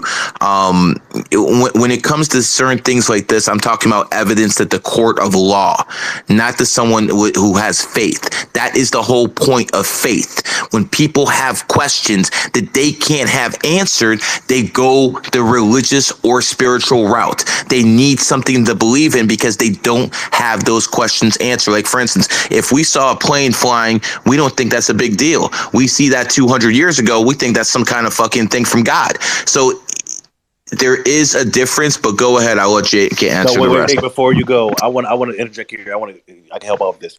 How come every time there's a major war, World War I, World War II, there's a baby boom, new babies being born? So all these women are just having sex at the same time, or is there some reincarnation going on there? Something to think about. Anyway, Jay, go ahead. That's an interesting point. I think it's a little bit of both of what you're saying. But okay, so this is what I tell the people that don't understand or believe in reincarnation. First of all, one of the laws in physics is that energy can neither be created nor destroyed. It simply transforms or changes form. So everything is made up of energy, and that includes your body and your soul, your spirit, okay? And the science, and this comes into this question of God, science has come to discover that consciousness is not produced in the brain through complex levels of neural activity, but rather the brain, the body, the DNA are like antenna for consciousness, which is like a signal that is being transmitted and transmuted through our bodies and our minds. And our bodies, our brains, our DNA are like antenna for this signal. They call it non-local consciousness. And so they say it's like embedded into the universe, like the very laws of physics. So if you look at your DNA and you look into the research of the HeartMath Institute, what you'll find is that certain frequencies of energy activate antenna on your DNA. Low frequencies of fear activate far less of the antenna on your DNA, and high frequencies of love or peace activate large amounts of these antenna on your DNA. Now, these antenna are designed to do one thing: send and receive light and information. So this light and information is being sent out into the quantum cosmic hologram, and it is affecting the consciousness, the non-local consciousness field that is permeating all of existence with life and with self-awareness. All right. So when we pass, you can look into the 21 grams experiment, which unfortunately was born out of the Nazi concentration camps, was later on verified that it's an actuality, that when people die, they lose 21 grams of weight. But the thing is that a deceased human body and a living human body have the same number of particles and the same number of matter, or same amount of matter. So how is it that we're losing 21 grams? Some people say this is the weight of the soul. Another thing, there's a lot of people when it comes to near-death experiences that say that when they died, they saw their entire life flash in front of their eyes. But I would also say that, and I know this from experience, that where you go when you die is the same place that you were when you were born. So your entire life flashes in front of your eyes both before you are born and after you die, because you are outside of the dimension and the perception of time. And you are in this non-local consciousness signal, and you are that non-local consciousness signal. And then a new signal is created and brought down to and through physical reality based on where it is that the planets are aligned, based on the day that you are born, and the numerical value of the frequency of your consciousness that you had when you passed, and the growth that was made, the karma and the numerical growth that was made when you were in your previous lifetime. And so as long as you're not a shit, then you're always going to keep growing spiritually into a higher frequency, and then your karmic path is going to be better and better and better with each new incarnation. And as long as you evolve spiritually, then you can end up ascending into higher levels within the dimensional construct of reality itself. Yeah, 100%. But again, I said stuff that you can prove in the court of law. I agree with everything you just said, but that cannot be proven in the court of law. Even if you use the 21 grams, that might prove that we have a soul, but it doesn't prove that reincarnation's real. Well, there's a lot of accounts, though. No. I understand. What I'm basically trying to tell you is there's certain things that we, as people who are spiritually inclined, we have to wait for the science to catch up. Like, for instance, astrologers 400, 500, 600 years ago knew that when it was a full moon, people acted crazy. It took science like 50, 60, 70 years ago before they realized human body 70% water, and it pulls on and when the full moon pulls on us just like the tides. So again, we have to wait for the science to catch up on that one. That's an argument that you're not gonna make with people who are 100% one side of their brain. And by the way, I agree with everything you just said, because I believe as a numerologist that, you reincarnate if you actually pass your reincarnation. A lot of people fail their reincarnation and have to learn life lessons. But I will challenge you in a few things. It's not just spiritual development. Say someone's at 8 life path. They have to learn material development. Again, part of the reason we're here is to learn from a material sense as well. That is the one thing that I believe a lot of people on the spiritual side have to recognize. Money is not the root of all evil. The love of money is the root of all evil. There's a distinct difference between the two. Secondly, when you talked about higher and low frequencies, yes, fear is a very low frequency. Love is a very high frequency, but the highest frequency is truth. Perfectly. That is the highest frequency. Perfectly When said. people resonate with truth, that shatters everything. Love is also, while it's a very, very good emotion, it is also an emotion of the matrix itself. Numerology and astrology don't work in fourth density. They only work in third density. Does that make sense to you, sir? Yeah, and honestly, what you said. Sorry, I was gonna say that my whole life I feel like I've been too focused on spirituality. So what you're saying now really makes sense to me. Like, and recently I'm trying to focus maybe more on materialism. Even though I used to think that was a bad thing. Balance. Don't, like, for instance, I've seen too many rich folks who I consult, and they're all about money, and their family life is in shambles. Absolute shambles. I don't consider that a successful reincarnation, no matter how many hundreds of millions you have. Then you have the other side where people are 100% spiritual and they don't actually learn the material lessons that they're so supposed to in a reincarnation. So it's kind of like a failure as well. How do you become more aware of the material lessons? Well, for instance, when it comes down to it, are you trying to get that, big house? Are you trying to get that big car, not because you believe you deserve it because you worked hard, but because you want to attract maybe a whore who's been ran through 50, 60 times? The intent matters. I believe intent matters.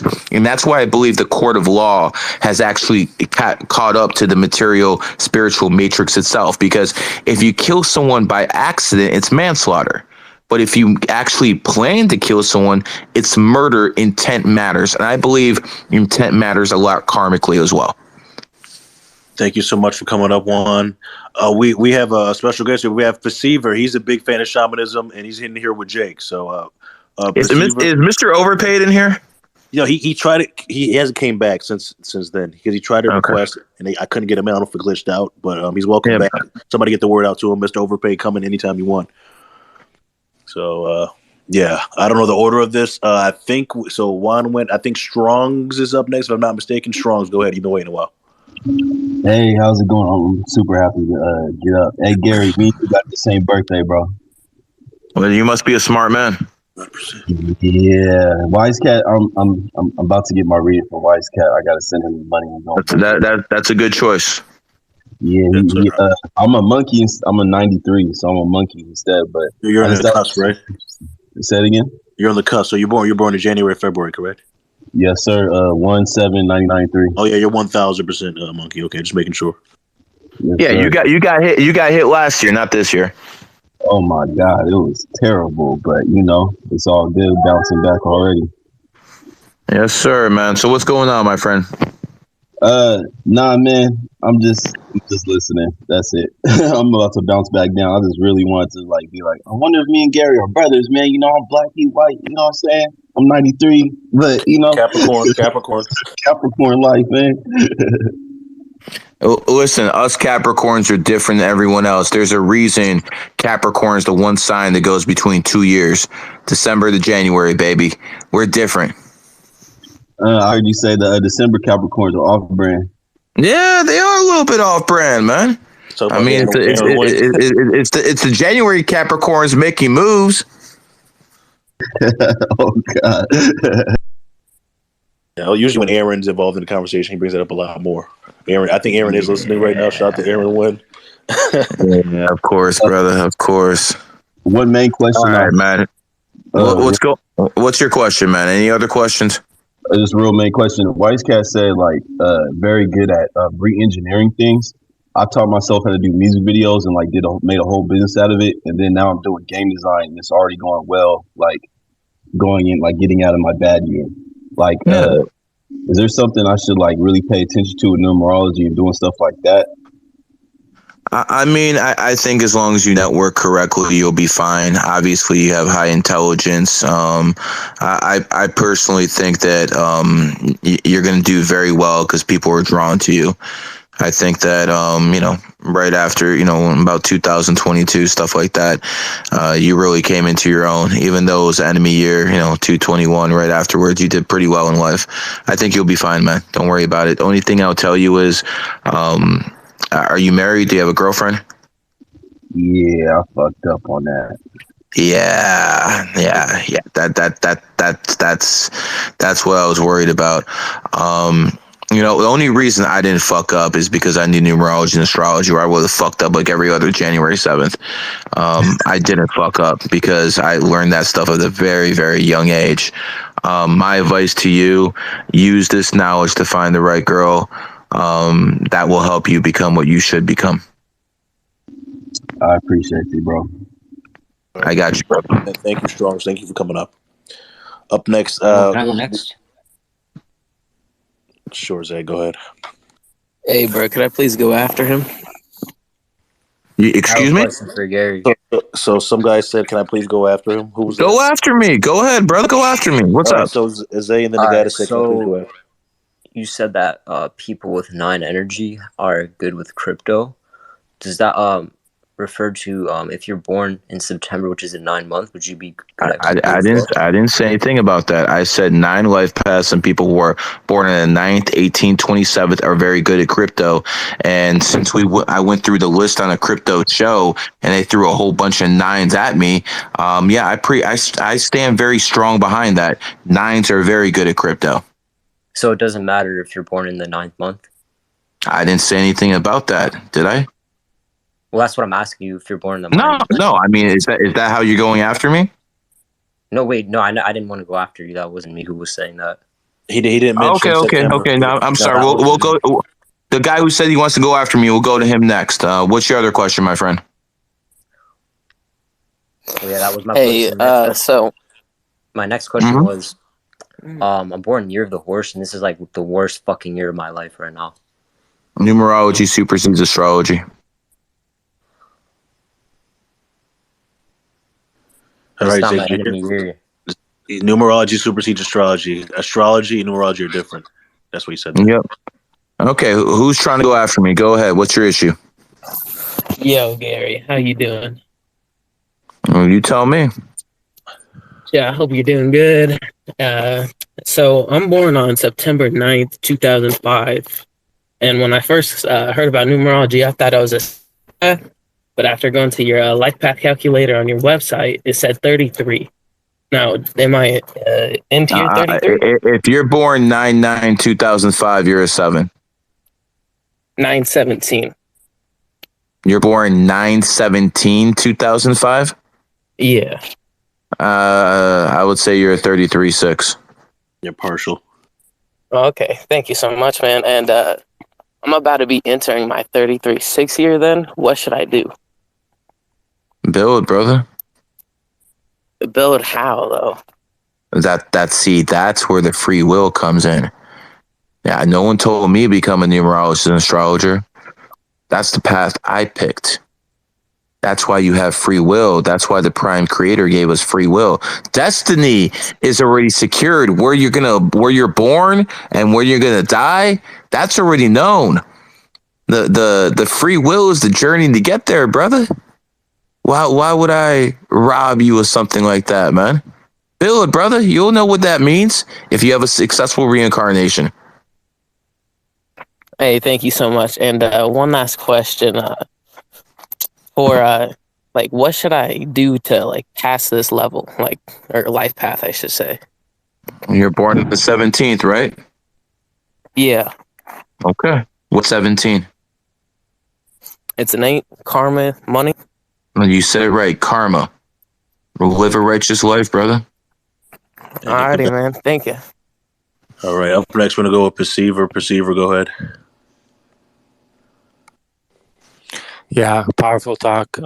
Just wanted to chime in on the past, future life. So that's this concept that we get caught up in, and all this illusion of grandeur around what my past life was, and I was special and this and that. Like, don't miss out on this one. This is it. Like, invest in yourself, of discovering your power. There's certain things you can't learn through other people. You can't learn what it's like to be in love by listening to somebody else. You can't learn that. You can't empathize what it's like to be a man before you have kids. And I'm sorry if that hurts people's feelings. That's just the way it is. There's certain things you can't do without experience, but there's certain things you can. If you saw that someone fucked up by living their life a certain way, you don't have to make the same mistakes. So it's a combination of both, brother. Yeah, thank you. It's good to identify that. I mean, getting punched in the face, you can't read a book about it. Like, it affects you. No. Like Tyson said, everyone has a game plan until they get hit in the face. And therefore, I have mentors, I have people I mentor. It's okay to to feed off and have biofeedback and relate and interact and have these reflections.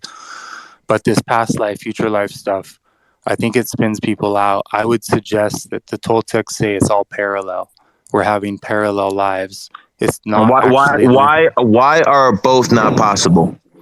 Why is it not possible? Why is it not possible to have a parallel life and also to have being reincarnated? Why is that not possible? Why do both have to be exclusive? Because the idea of reincarnation is that you reincarnate into the current timeline, but parallel life is when you die, the next life sim is actually like 500 AD or 500 BC. It doesn't matter. Well, wait a second. If you're in one timeline and you die and you reincarnate, why can't you die in another timeline and reincarnate? I don't understand. What prevents that from happening?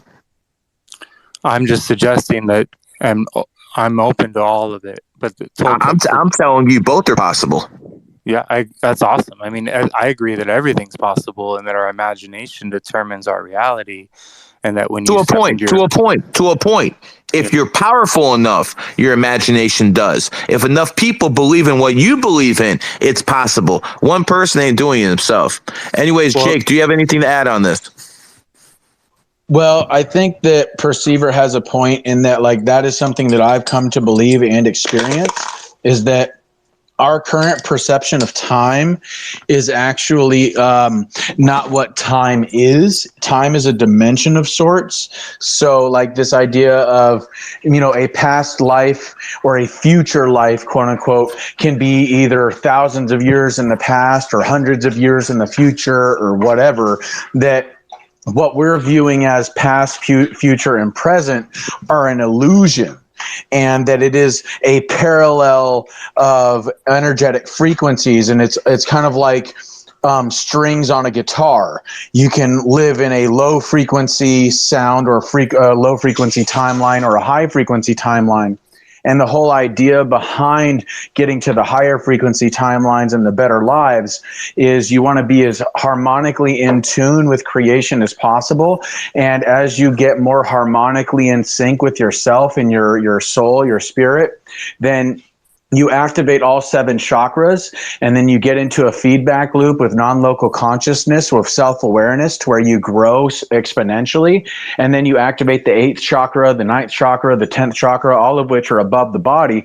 And the whole point is to grow all the way up to like the 33rd chakra. And then at that point, you become a spiritual a spiritual butterfly. And it's like the physical body is the cocoon for the caterpillar. And then you can actually end up ascending beyond reincarnation and move on to another dimension, which is kind of what the bodhisattvas have forbid themselves from doing. They get to that like 33rd degree chakra, and instead of going into the 34th and ascending and not coming back, they have chosen to come back and reincarnate over and over and over again with this ascended level of consciousness and help raise the consciousness of the planet. So, and that can be done consciously in any time and throughout our history, so as to create this much larger ascension of the planet and the human species. Whether you believe anything he says or not, he says it very eloquently. And by the way, I agree with a good amount of what you say. I do believe that once you get to a 33 life path, not the 33rd chakra, I believe that is when you basically start ascending to the fourth density. I will say this. I really don't believe there's anything above the crown chakra, and here's why. Here's why.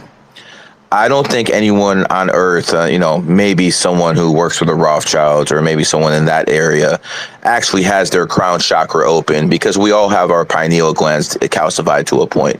So none of us are capable of telekinesis or teleportation, which is what someone with a crown chakra open would actually be able to do. And that's just the seventh position. When people talk about 33rd, that's something completely different. So if you look at the word level, inside the word level, you have the word Eve. And when you look at 11, you have the word Eve as well. So I believe when you hit the seventh chakra, that's when you start leveling up to maybe, fourth density and stuff like that. I do personally not believe there's anything above the seventh chakra. And I personally have never seen anyone who's actually has their crown chakra open. I like to think I have my throat chakra open. It sounds like you do as well. But I do not believe that, anyone I've seen alive has their crown chakra open, because no one I've seen is able to have those abilities. We all have it calcified by the food we eat, the fluoride in the water, all that good stuff. So, I think the seventh chakra is the highest. But again, we're basically on the same page. We both believe in chakras. We both believe in the metaphysics and things of that nature. We just have a little bit different of outlook on, the goal line.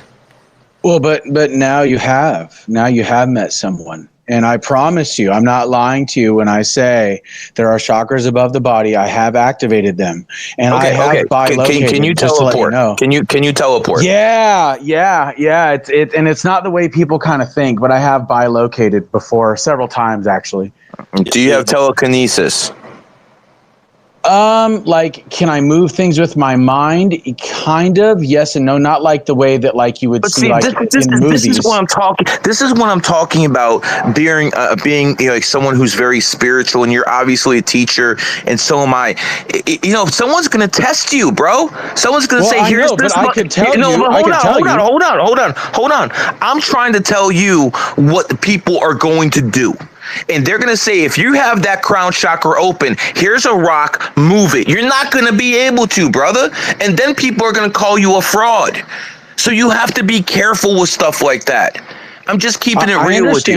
I understand where you're coming from. I have some video footage that I haven't released to the public of some incredible things that I've accomplished, but it's not important because it's not about me. It's about other people and helping them get to this level. Hey, Jake, I got you, brother. But again, I'm gonna be a big supporter of yours, because I agree with what you say. But I do not believe you can move rocks with your mind.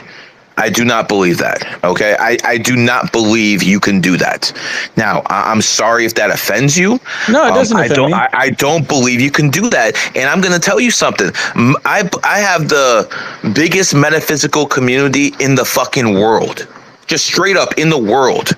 If I'm questioning stuff like that, and I'm the leader of this metaphysical community, I can only imagine what outsiders are going to say, because I'm actually open to stuff like this. So this is what I'm trying to say. We have to be very careful about what we say we can do and what we can't. I understand when we're in the dream realm, we can do anything. I understand that, you might have flashes of abilities that most people don't have because you're a 33. But we're not superhuman, brother. We can't do certain things. That's how you know you don't even have the crown chakra open. Are you telling me you have your crown chakra open, sir? Yeah, and if you want at some point in the future, just between you and me, if you do end up deciding to coming out to Phoenix, I'll show you some stuff. Okay, I will take you up on your challenge, sir. I will come out to see you in Phoenix at some point this year. Probably when I go out to Las Vegas. Where are you staying? In Phoenix, Scottsdale? Yeah, in North Phoenix. Okay, I'll come out to see you, and I will. If you can actually do what you say you can do, I will tell the public that you can do it. But, brother, Oh, I don't want that kind of recognition at this point. okay, It's well, just between you and me. then I'll keep it to myself. But I do not believe that anyone has their crown chakra open who's not, because if you could do that, why'd you stay in jail? Yeah, why do you walk through the walls? Why didn't you just break through the walls and stuff like that? Why Because didn't you? I'll tell you. Hold on. Why didn't you use your Jedi mind tricks to make sure the prosecutor lets you go? There's a lot of ways I can go with this stuff, bro. That's what I'm trying to say. There, you have to be careful. See, this I made it mainstream as a numerologist astrologer. I made this stuff logical. I gave people examples. Example, 9/11 happened on 11th. First plane to hit the World Trade Center. Flight 11. New York City, 11 letters. Afghanistan, 11 letters. The Pentagon, 11 letters. I made connections to people. I showed people how this stuff works in a logical sense. I mean, I have my pineal gland calcified. Do you want me to send you a video? If you want, I can Dropbox you a video. My DM's open, brother. I just followed you. Okay, cool. Well, I'll send you a video. I'll Dropbox you a video, and it's about an hour long, and it explains this stuff logically. And Jay, I want to request a video. Go ahead, Kat. Go ahead. Ask him a question. And if he can really do this, I'm going to sign up for classes because I actually want to see it too, Jay. And I'm not okay, cool. Yeah, dude. You don't even have to sign up for classes. You don't even have to sign up for classes. You can take all my free courses, and then you can sign up for a consultation. So you teach people how to open their 33rd chakra in your free classes? Kind of. The classes are the basics. I haven't really released the advanced stuff just yet. That's kind of what I was talking about sending you. Okay, so again, feel free to plug your website one more time so people can go there and try to learn. I think everyone on Earth has their pineal gland calcified, unless you're born in the pool with dolphins, and there's a whole bunch of other stuff they did. But I don't question much what you said, my friend, but to say that you can move rocks with your mind, that's well, I never said that. You said that. What I said is I'm just giving examples. If you had your crown chakra open, you could move boulders. You could literally part the sea. Those are the type of things that could happen. Or things like whole mountaintops being moved. Yeah, exactly. If you had your crown chakra open, that should be light work for you. If you had your so you did do that sometime. I'm assuming you were on psychedelics or something. No, not at the time. Kind of, yes and no. It's a process, and that's the thing that a lot of people don't quite understand about it, is that it's not the way people think. It's not like in a Hollywood movie per se. It's more so a process. And regarding this idea of, Jedi mind tricks with the prosecutor and moving myself out of the jail, this is what I went through was an ordeal. And in shamanism, they go through ordeals so that positive timelines can be created and the tribe can be protected from evil spirits and negative timelines. So this is part of why I had to go through what it is that I went through, because it was an ordeal to move us toward a positive timeline. And how does you go into prison make this a positive timeline? I'm not quite getting the correlation. Okay, so Satan reasons like a man, but God thinks of eternity. So what we have to talk about is the duration of time and how it is that certain energies are plugged into vortexes that exist on the planet, and how long it takes for those frequencies to go all the way up and back to the planet, all the way up to non-local consciousness or God, and back to the planet to alter timelines. A lot of this stuff is dependent upon where these things are done, in particular on ley lines or in harmonic chambers or in sacred spaces.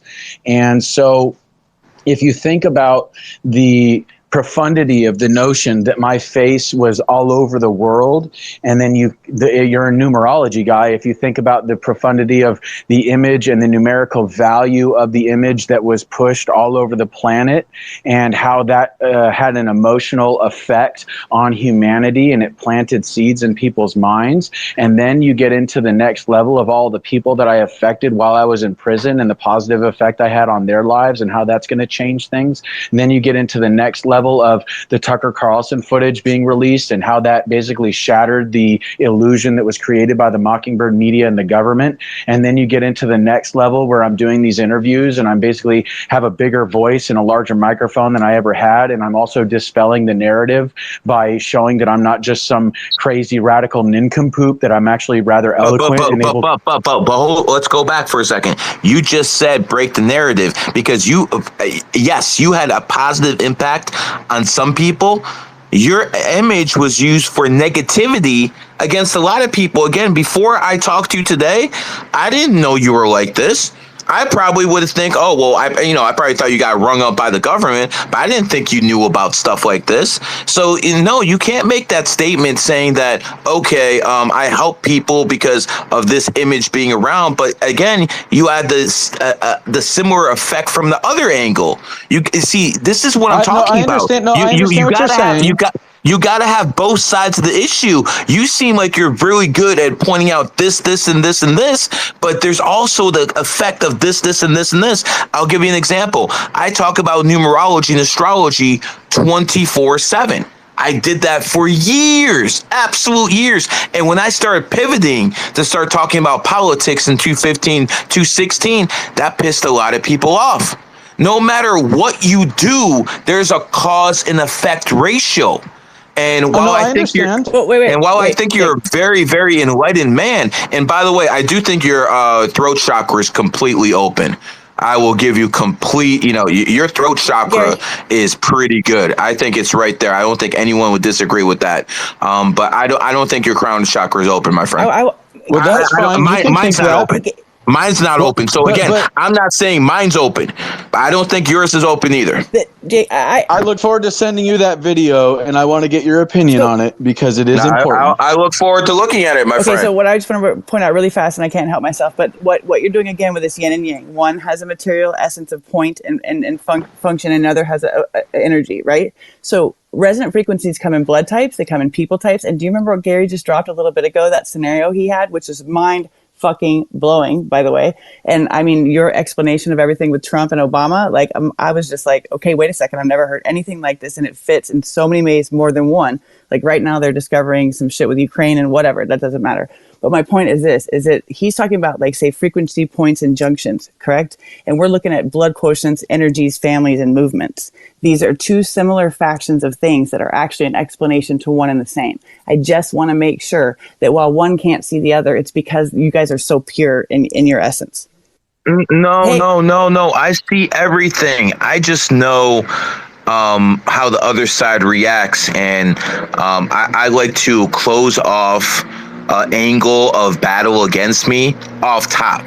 So I like to say, like, every time I have a conversation, it's like a chess match. If I do this, this is what's going to happen. If I do this, I would do this. So I make sure that the battle lines are along my narrative. And when you open yourself up like that to saying you can do this, this, and this, no matter if you can or not, people are going to start pointing that out. They're going to say you can't, and they're going to try to invalidate your whole argument. That's why I've stayed very, very clear of certain things like being a mind reader or anything like that as a numerologist and astrologer, because I've tried to make this gain legitimacy, and I have to a point. By the next speaker is going to be Yusuf. But did you have anything else to say, Jenny? I just want to point that out, that's one thing in essence that you have right there that I think is essential, and iron sharpens iron. And I just really appreciate, there's never, like, this whole conversation has never been a combative moment at all. I promise you, it's simply been crashing up ways. No, because he's a good person. Yeah, it's beautiful to me. He's a good person. He's a good person. Okay. I know him. I don't know him, but I know him. He's a good person. I can tell that off top. He has good intentions. You know how I am. If I think someone's a fraud, I'm going to rip him to shreds. You know exactly how I am, how I've been here for a while. Anyways, Yusuf, what do you have to say? My brother, how are you, bro? I see I'm you doing talking to the well, guy man. I'm doing that well. infiltrated the White House.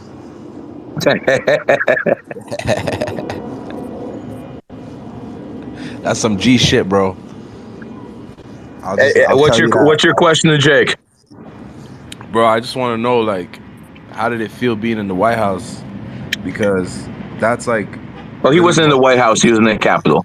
or the Capitol, bro. Same shit, bro. So it's still a monumental moment, bro. And like to walk in, truly, like, you know, showing yourself, showing your colors, showing your brand. You walked in and you represented, bro. And I recognize you. That's why I hopped on the space. I wanted to give you your big ups, bro. Mad respect from me. You get mad respect from me, bro. Well, thank you very much. And, it's important to note that the vice president's chair in the Senate is a harmonic node on the ley lines.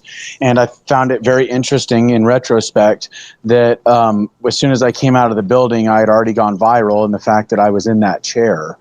And that had already echoed all over the world, interesting enough. And this comes back to this notion of harmonic ley lines and frequencies and shifting the energies and, the whole timeline thing and all that stuff. Because, and this is coming back to the original point that I was trying to make earlier about, how did, everything I went through and the ordeal that I experienced, how did that shift things? How did that shift timelines? I guess I can answer that with a question. How is it, would January 6th had been the same if I wasn't there? And would the world be the same? And there's a dude in Italy, there was a dude in Brazil, and there was a dude in Russia that dressed up very, very much exactly like I did, and with their own country's flag painted on their face, fur, horns, bare-chested, etc. So There's no question. There's no question you change things. There's no question that because you were in there as a 33, that event got much more attention, but from a negative and positive perspective. Well, yeah, and I was going to say really quick, I want you to know that I appreciate where you're coming from in challenging me on all of this. And I appreciate where you're coming from about the idea of thinking like a chess match. And I understand completely. And I appreciate the fact that you're trying to, arm me with this knowledge and be like, hey, don't go saying stuff you can't prove. And I get it. If I didn't have this thing in my hip pocket, then I probably wouldn't be saying these things. But that's why I'm saying to you, I will be more than happy, given your level of spiritual development and the fact that you may not necessarily need to watch through the basics of my stuff on my website. I'd be more than happy to send over the video that I would like to send you, and then you can tell me what you think. My DMs are open, and do you have a company? Are you working now, or are you just selling your consultations? Well, I'm working as an artist for an art gallery, but I also kind of do this other stuff on the side. It wasn't making me enough money for me to report it to my probation officer. I think I'm going to offer you a job. I think Roger that. Yeah, I think I'm going to offer you a job. We're going to talk after this spaces is over. Don't worry, brother. Whatever you don't have, I'll cover the bases. I think you have tremendous potential. I think you are a great fucking public speaker. Whatever differences I have in your approach can be ironed out pretty easily. The thing about you is you got to take advantage of your last 4.5 months in the cat cycle. You got to go hard. I will do that, and I'm going to change my my price to 503. Yes, sir, man. Yes, sir. All right, brother. Let's take Yusuf. Did you have anything else to say? No, sir. All right, brother. Come by tomorrow. We'll do that thing we talked about. You know what I mean. Anyways, let's move on. Kat, your ship again. Who decide who talks to you to Jake. We got Kevin. and keep Yusuf as speaker. Yeah, Yusuf stays up here. Kevin, go ahead. I know you've been waiting on. Go ahead, Kev. Hey, I just wanted to say, first for Gary, like, I thank you for like just speaking the truth for everything. When it comes to numerology, when it comes to just exposing the lies of what's happening in this world. I did not know that Jake was also a 33 life path, so that's crazy. Makes sense though, doesn't it? It does. It does. I've had like I've gone through some experiences. My just like waking up this whole year. Like the beginning, I was completely asleep, and then this year, I wake up completely, and then I find you, Gary, GG33, and I'm just learning all of this knowledge. So, thank you for all of that. Um, uh, my birthday is June 20th, 2005. So I think I'm a 33/6 life path. Um, Look at and you, man. Look at you. You soften me up with all those nice comments, and then you slide your birthday. it's all good. I got it. Listen, brother, you know what it is. You're in your enemy year. Just slow down until Dragon Year Yeah. hits. And I'm going to give you the same advice I gave all roosters. Okay, for me, ever since I woke up, I've always like felt, especially since like learning my life path and all, even before that, I've always felt like the urge, like I'm here for a greater purpose, like in the future, if that makes sense, like intuitionally wise, if that makes sense, like Yeah. But I'm telling you right now, for talking to 30,000 people, everyone feels that way. yeah, Almost everyone feels that way. The difference is there's some people who can do it and some people who can't. You need to recognize at a young age if you're one of those people who can do it, and if you can't, attach yourself to someone who can. That's simple. that makes sense. Um, that's all. Thank you. Yeah, there's a lot of geniuses in the world. If you don't have a mouthpiece like Jake, you ain't going anywhere. Mm-hmm. Oh boy has a mouthpiece. And the thing about his mouthpiece is whether you believe him or not, he makes it sound really fucking good. And that is a skill. But it's not only what he says, it's the vibration that comes out of him when he says it. Yeah. Study 33s, man. You'll start seeing it, man. And you'll notice the 11s talk a certain way. You notice the 7s talk a certain way. Everyone talks a certain way, man. Start recognizing people's abilities, man. So Yeah. it is Thank what you. it is. Anyways, it was a pleasure talking.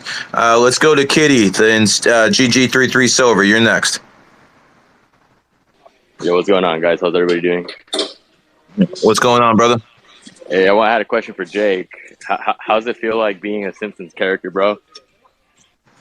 Well, you know what's funny about that? I've had a lot of people say, why'd you dress like the guy on The Simpsons? And they, for whatever reason, did not consider the notion that it was a photoshopped image. I have never seen the actual cartoon footage, like Donald Trump going down the escalator or putting his hand on that crystal ball. Like those were actual Simpsons episodes. What we saw with that Simpsons character is a photoshopped image that came out after January 6th. It was not an actual episode in The Simpsons, at least not one that I've ever seen. So I think it's cool. You know, somebody gave me a picture that had had a picture frame that had that picture in it, and I thought that's cool. You know, but the actual like idea of it being in an episode, as far as I know, is not legitimate. It's a photoshopped image. I didn't know that, man. I watched Simpsons when I was younger, but I didn't really watch it like that. Oh, but the thing is, though, they did make me a South Park character. They made me a character on Family Guy. They made me a character in Reno 911, and they made me a character in It's Always Sunny in Philadelphia. Oh shit, that's crazy. That's all I had to ask. That tells you a lot. Anyways, Wise Cat, take over. Who's next? All right, we'll let make sure GG33 members get prioritized.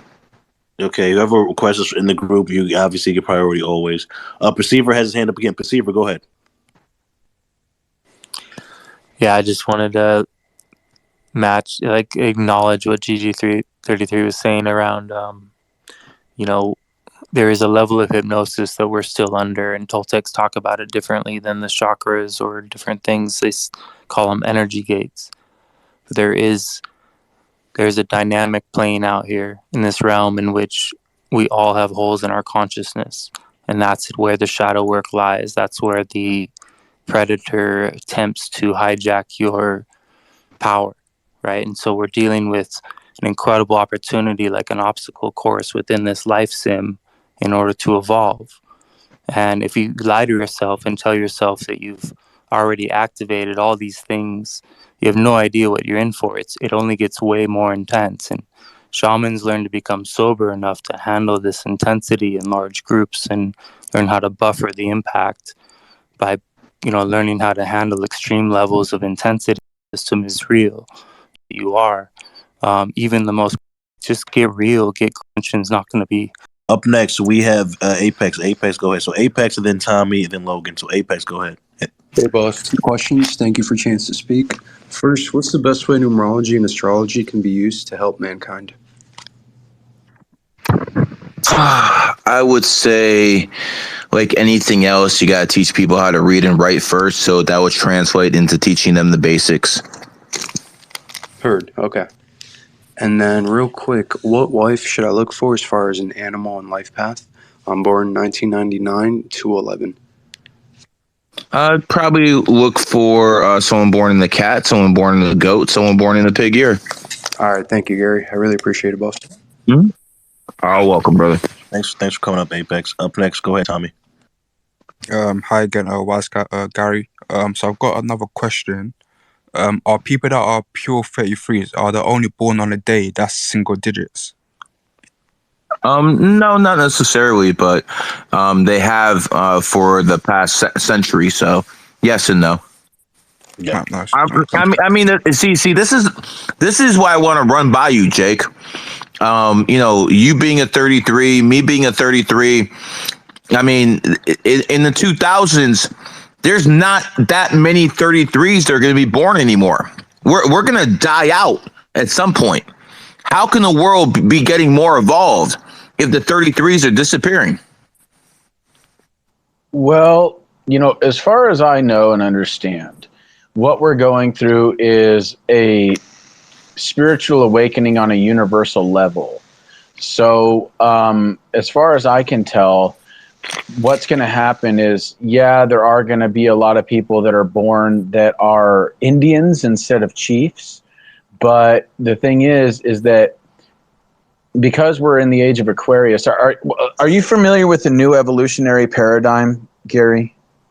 Not that one. Go ahead. Okay, so I'll try to run it down as fast as I can. If we're going to talk about the highlights of human development, we have to talk about it in 3 strains. Biological, the development of the organism; anthropological, the development of cities and cultures; and cultural, which is human expression. And if we look at the time scales that are involved here, 6 billion years for life, 100,000 years for mankind as we know it, several thousand years, 10,000, 20,000 years for human civilization. We're seeing the time scales narrow in their scope and scale.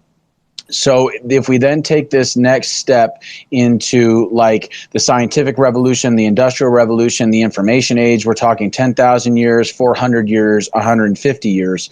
And then you get into the digital age and where we're at now, and it's like a 5 to 10 year, maybe less.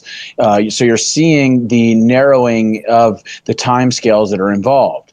So what this means is that as the process unfolds, we're going to see an exponential growth in the processes of human evolution and consciousness.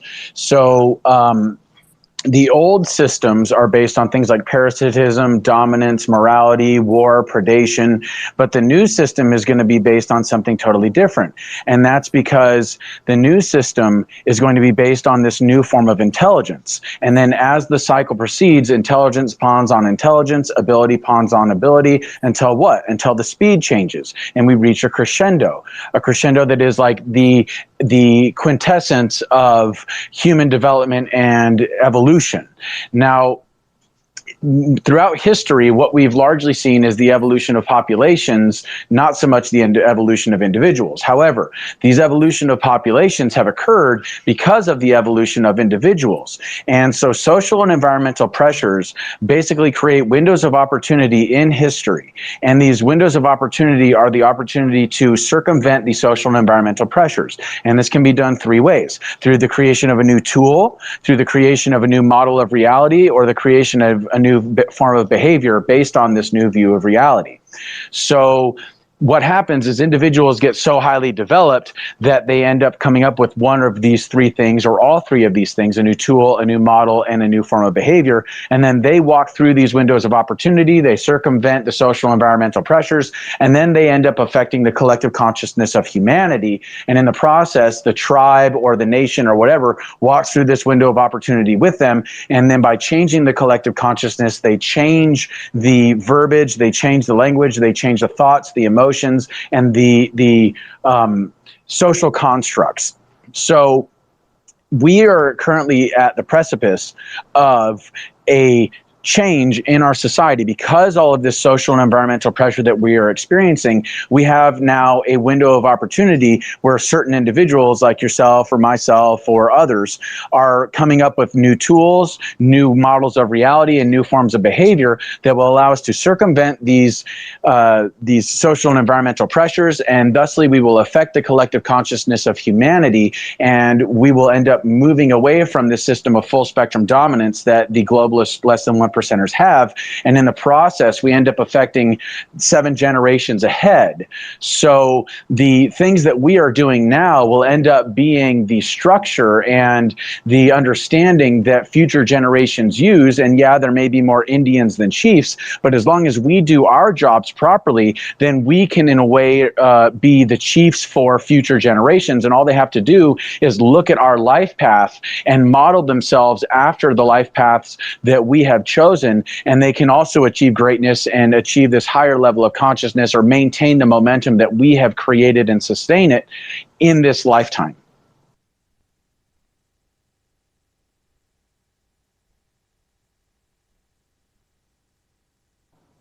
Did you all hear that, or did I glitch out? No, it went through. I heard you. No, I heard you. I heard you. Again, you have a way with words that makes what you're saying seem, like it's inevitable. I'm not quite sure I share the same view based off what I've seen in history.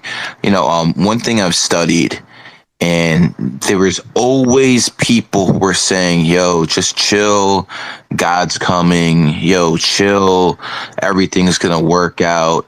I don't think that's the path. I think the only possible path to victory, and the one that me and you see both, is educating the kids. I think that's the only possible way. And this is true because they have went after the kids at such a young age now. I mean, they were literally vaccinating 5-year-olds with something that no 5-year-old died of. And when I challenge people like Mark Cuban about this, they tell me, "Oh no, this is for the safety of the teachers." Can you imagine a society that puts 40 and 50-year-old men and women in front of their 5 to 10-year-old kids? That's a sick society. That's a sick society. And I think that the elite have done such a good job destroying the family unit, destroying what is normal and what should be considered normal. I think this whole thing is going to come apart at some point.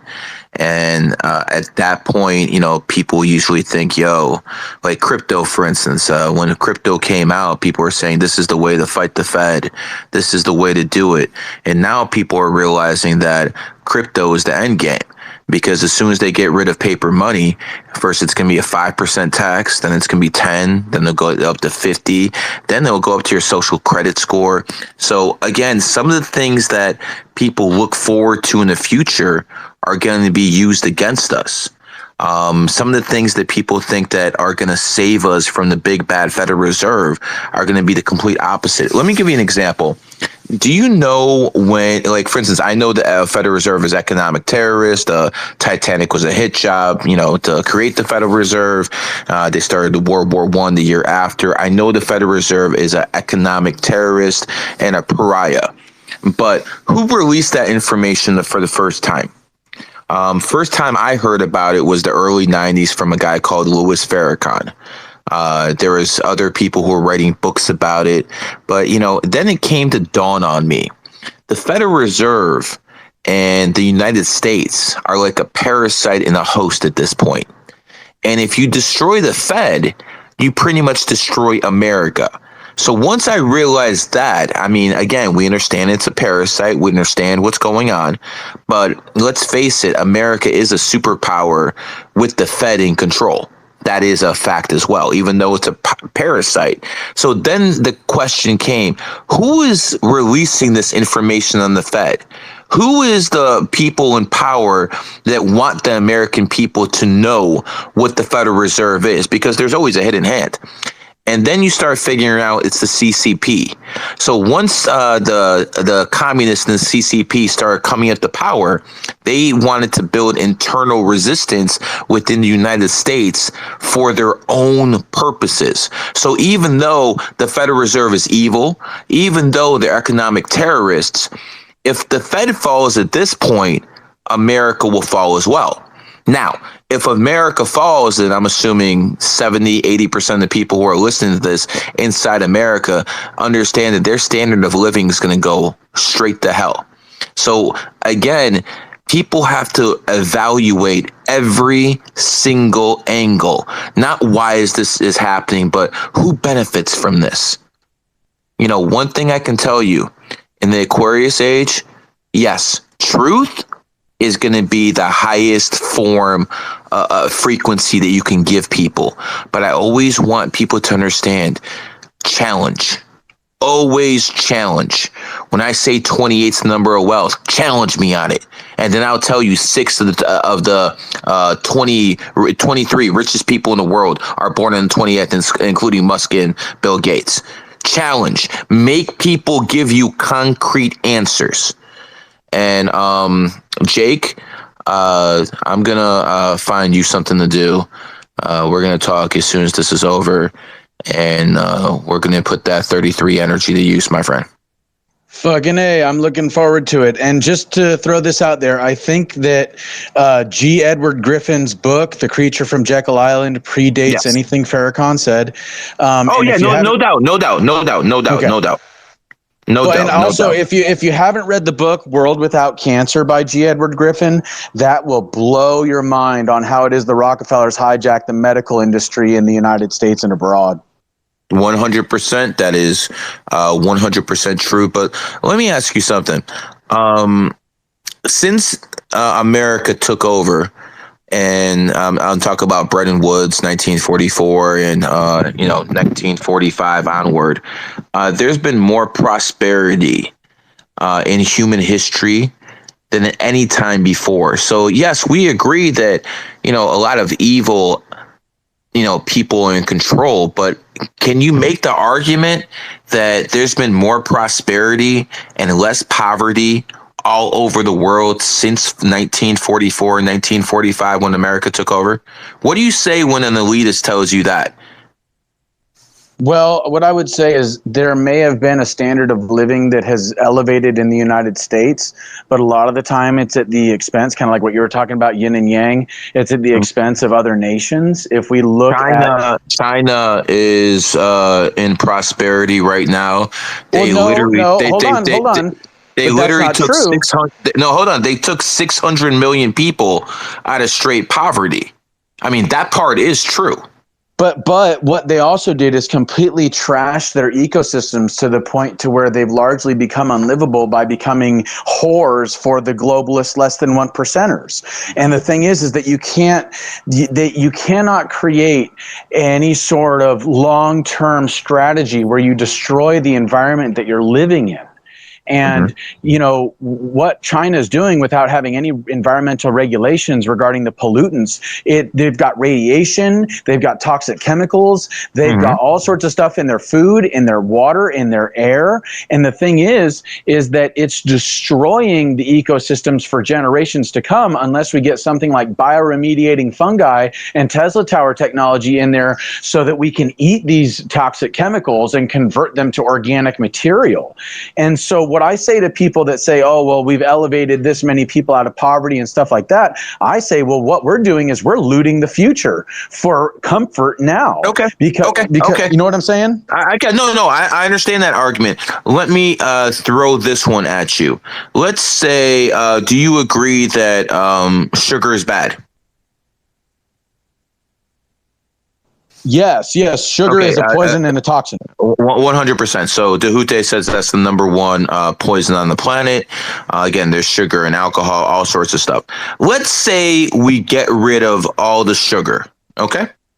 What happens to all the people who have jobs at the sugarcane factories? What happens to all their suppliers?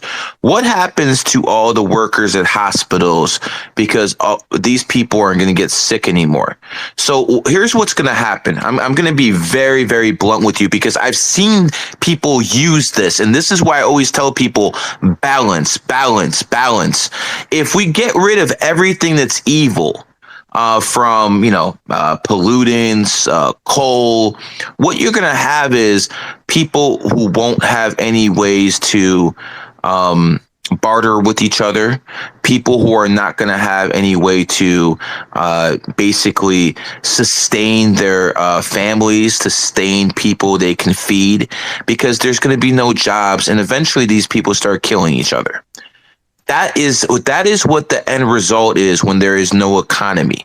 So yes, there are bad things in the economy, but what we have to ask ourselves is, what happens when you remove that stuff? Is it actually worse? Like, for instance, we agree government's evil. We agree never trust the government. We agree fuck the vaccines. But government is also a necessary evil, because if you don't have it, you have anarchy. And anarchy is a lot worse, because if you have that, you just get fucking stabbed walking down the street. So again, I think there should be some balance where as we get rid of fossil fuels to a point, we have to make sure that people don't lose their jobs. We have to make sure that for every person who works in the fossil fuel industry, they get transported, if it's feasible, to the solar power or clean energy. But we have to make sure that people have jobs, because if people don't have jobs, what happens is you have poverty. And when you have poverty, you have criminal activity, and you have everything that comes with it. So my friend, I agree with what you're saying. I'm just saying there's two sides to every coin. Does that make sense? Yeah, it makes sense, but that's why what I propose is something where what we do is, number one, we create a treasury-backed currency that is based on precious metals or based on some form of resources, and then then the U.S. is going to give away its superpower status. No, just hear me out on this. Okay. So, because I'm thinking centuries ahead here. And what I'm thinking and what I've seen, because I've had shamanic visions of the future, I'm seeing that we are going to have a parallel economy where we have the Federal Reserve notes and these like gold-backed currencies that like the gold backs and stuff that are out there now. And what we're going to do, and I've actually made a video about this, it got taken down, but what we're going to do is we first of all have to create a new form of infrastructure that parallels the old one. So as a new form of energy, we would have Tesla tower technology. As a new form of transportation, we'd have things like TR-3Bs, inertial propulsion, anti-gravity craft. As a new form of communication, we'd use the Tesla towers. As a new form of agriculture, we would use Tesla towers in organic farming. As a new form of transportation, we'd use the ley lines, etc. Now, New form of medicine, Dr. Rife, et cetera. Now that would go on in these new cities. I actually have a layout for it. It's on my Rumble channel. It's called New Heaven on Earth. And the layout would be based on the sacred geometric structure and the mathematical harmonics of the ecosystem. And because this new system would be based on all of those things, it would be tapping into the sacred geometric structure of the universe and the energy of the universe to basically power our civilizations. And alongside that economy, where only the gold-backed currency would be used and available, we would then have these other cities, like these mega cities that we're living in, where these mega cities would end up kind of slowly dwindling away, and the resources that are in these these old cities would still continue to be used, you know, oil and fossil fuels or et cetera.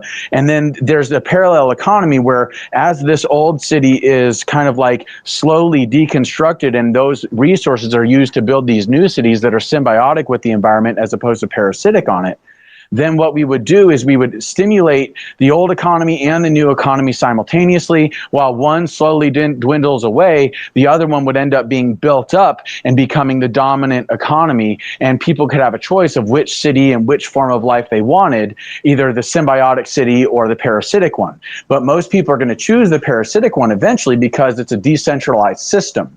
And so, like, believe me, it's condensed into a short amount of time, but I understand where you're coming from. I'm not suggesting that we ban sugar, ban oil and all that stuff, because I do understand the economic implications, and what you're saying about poverty and crime, they go hand in hand. So what I'm suggesting is that we create a new parallel economy that will stimulate economic growth, but also create independence and sustainability without at the expense of the environment, and instead one that is symbiotic with the environment, so that as human civilization grows, so too does the environment. Then this illusion of overpopulation. I understand what you're saying. It's actually a pretty good idea. I understand what you're saying. The problem is whenever you want drastic change, it's not going to happen usually with ideas. It usually happens with violence. But hold on, because the most positive and drastic changes throughout history, the most positive and drastic situation. Oh, well, I hear you. 1 second, Erickson. I'm just going to finish this point. The most drastic and evolutionary transitions in history have largely been ones of nonviolence. Now, yeah, there has been violence to combat the nonviolence. However, a lot of the time, that violence is done by tyrants. They get exposed, and then the people evolve. Not economic systems, my friend. There's not one time in history economic system changed without violence. So yes, you've had religious movements, you've had countries based off ideology change without violence, but never an economic system. The last time the economic system changed was 1944 because America beat the Germans. So no, not economic systems. Economic is always violence. All right, I know Erickson's been itching to talk. Erickson, go ahead. Go ahead, let Erickson talk. He's been saying something for a while. Yeah, I've got 3 questions for you, Gary. The first one, are you a Freemason? Hell no. Okay, the second question is, have you ever, we all know the globalists are running the United States. The globalists are running the world. Have you ever considered that the globalists are controlling the evil ones, i.e. Biden, etc.? But have you ever considered that the globalists are also controlling the good guys, Trump, etc.? Oh yeah, of course. You don't think people consider that Trump is controlling? I mean, this is not an idea. Okay, the last question for you is, have you ever considered that the United States, China, and Russia are not enemies? They're working together. That's the new world order. If you're going to tell me that Putin and President Fauci, Biden are controlled by the same people. That's an argument I can take. If you're going to tell me that the people at below Putin and below Biden do not consider each other enemies, no, they're at war, man. This is what you call a proxy war. America is sending its equipment just like they did right in the Spanish Civil War before World War II started. All the Germans and all the Nazis tested all their equipment in Spain, and right now they're testing all their equipment in Ukraine. So no, they're enemies at almost every level, but maybe the leadership level. Okay, well, we agree to disagree. No problem, my friend. All right. Up next, I think we have Chris. I believe. Chris, go ahead. Gary, how we living? I'm doing the best I can, brother. So, I know there's imprinted energy when it comes to like founding dates of cities and states and whatnot.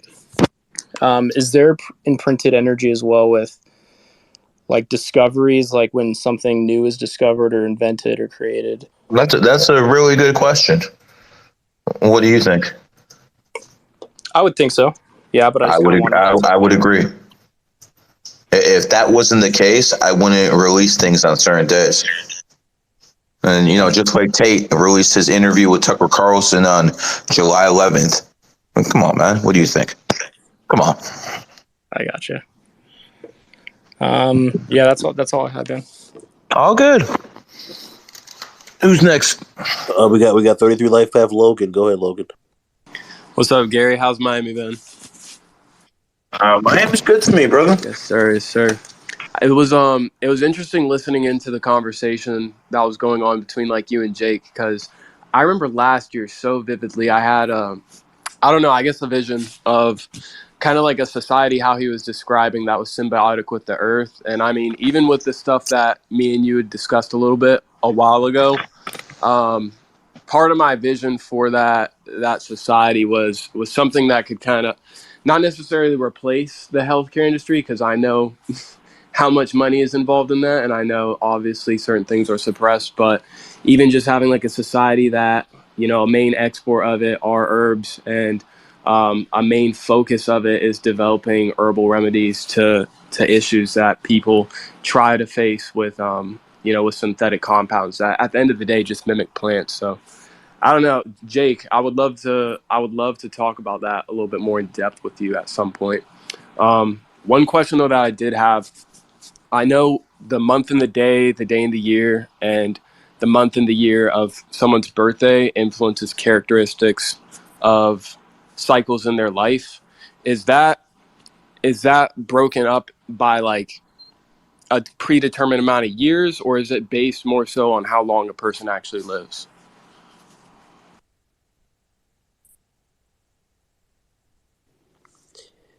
Yeah, I don't know if Gary Mike's mic is working or not, but I would say I'm not going into that. I'm not answering that. Yeah, I'm not going into that. As always, but no stress. Yeah, you asked the best questions. You always ask the best questions we can't answer. I get it. We can't answer, but we won't answer. Also, too, I tried to DM Jake. His direct messages are closed off to the public unless he's following. So if someone could shoot him. No, I can get messages. I don't know why. Some people have said that like when they try to DM me, that Twitter ends up like flagging their account. I don't know why, but I get messages that they just go to like another folder where I have to accept people's messages that aren't following me. So maybe you can give it another shot. I'll look in my DMs and see if you got something.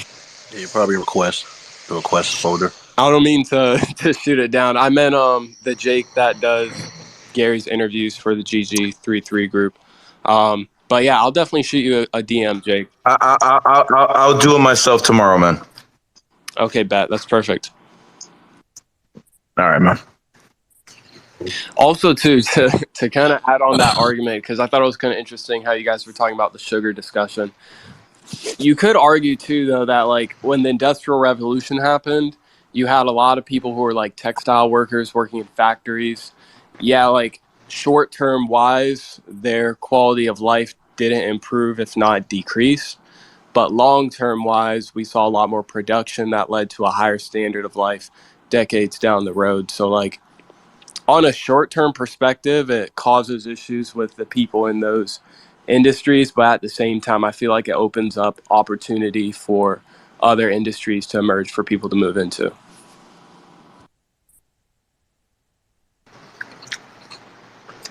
What happened when they banned alcohol? No, that's a good point. I mean, you had the speakeasies, but certain things people won't stand for. So, yeah, sugar's a big problem in America just because so many people are addicted to it. But other things, I feel like a slow progression could They banned alcohol, and that caused the mafia to be created. But at the same time, and removing free choice. The mafia ran things removing better, though, low key in certain ways, as in like that's a different argument. That's true. Removing free choice is always a mistake. What has to happen is a basically a legalization and a regulation of certain things. Some things I think should remain illegal, but what education is everything. Kind of like what Gary was saying. If we actually educate our children and show them the damages that things like sugar does to the body, how it's addictive, how it stimulates the same portions of the brain as cocaine, how it feeds cancer and stuff like that, then they'll have a much larger awareness about what's in their food and what they should or shouldn't be consuming. And I would also like to add that if we would stop keeping things like cannabis as a Schedule 1 drug, and we would lower that to at least a Schedule 2 or Schedule 3, or just legalize it entirely, then we would see a massive shift in the economy, because hemp does everything that things like petroleum does, and only it does it better. And things like Pollution-free too. And it's pollution free, exactly. And so and also things like psychedelic mushrooms have been used for thousands of years to help people with PTSD, help people with depression and anxiety. Ayahuasca, I mean, I really think that the real government of the planet, the real regulators of the planet, are the plants. And in particular, if we as society bring these psychoactive substances back into our diet, not on a regular basis, but on a ceremonial basis, then everything will change, because they're passing through this mental, emotional, spiritual filter that allows us to understand the physical world and the metaphysical world much more clearly. Yeah, I mean, there's too many people who are brainwashed for that to happen, and also just, even with hemp itself, you know how many industries will go under overnight? There's so many uses for hemp overnight. They would literally kill people, like kill me, kill you, if we tried to make that mainstream. There's no way it would ever happen. Not to be a negative. Well, that's what I'm working on, dude. So don't do it, Jake. Don't do it. No, dude. Like, look, if I'm talking, do it. But if I'm talking Tesla Tower technology and Dr. Reif and his machine and TR3Bs, then hemp is a small part of my problem. I'm going balls to the wall or not at all, and I'm definitely going balls to the wall. Yeah, Jake, be careful. It's the same thing what happens with people who find the cure to cancer or make water power cars. They're going to suicide you. You have to be careful. You have I understand what you're saying, but the thing is what I know is that the seventh generation is at stake.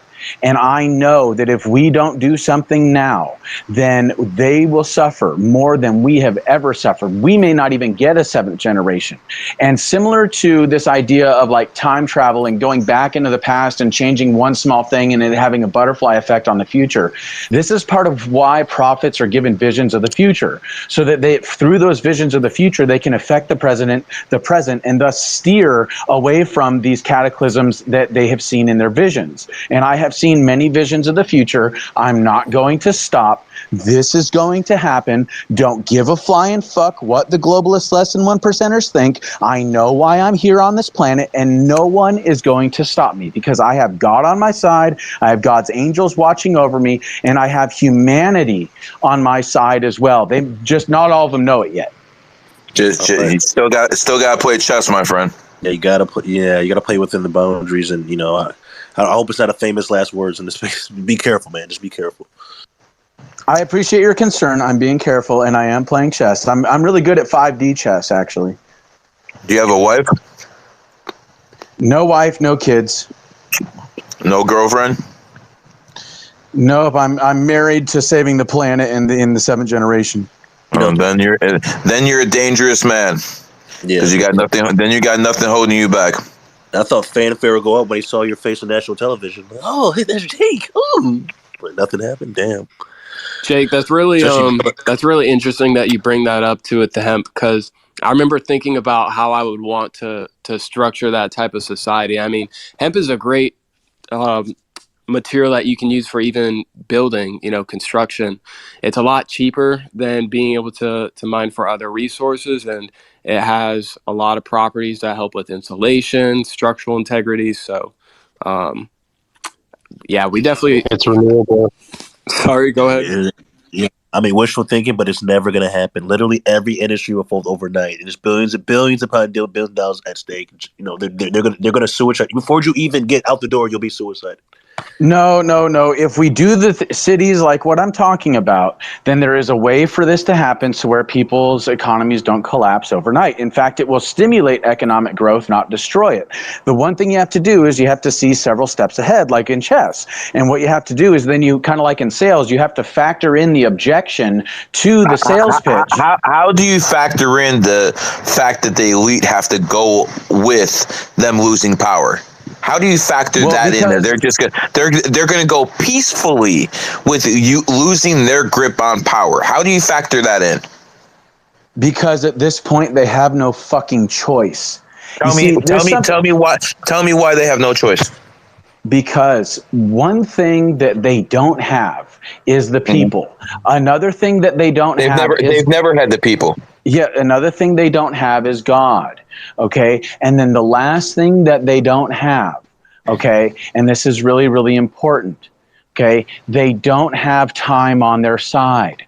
All right, that's why they're trying to do all of this now and push it all through now. All right. And another thing that a lot of people don't consider is the spiritual element to all of this and how that actually plays a very large factor in everything it is that these people do. And all it takes is the right person to step in. Now, this is the other thing that's important about this, is that within the deep state, and this isn't just in the United States, this is all over the planet. Within the deep state here and abroad, there are all sorts of people that have been trapped in a bad system that want to get out. And they don't know a way to get out. But if a certain leader or someone comes forward that gives them an opportunity to get out while saving their own skin, then they will take it. And that will happen en masse. The only thing that has to really be done is the right person has to get into the right position. And that's where God comes in.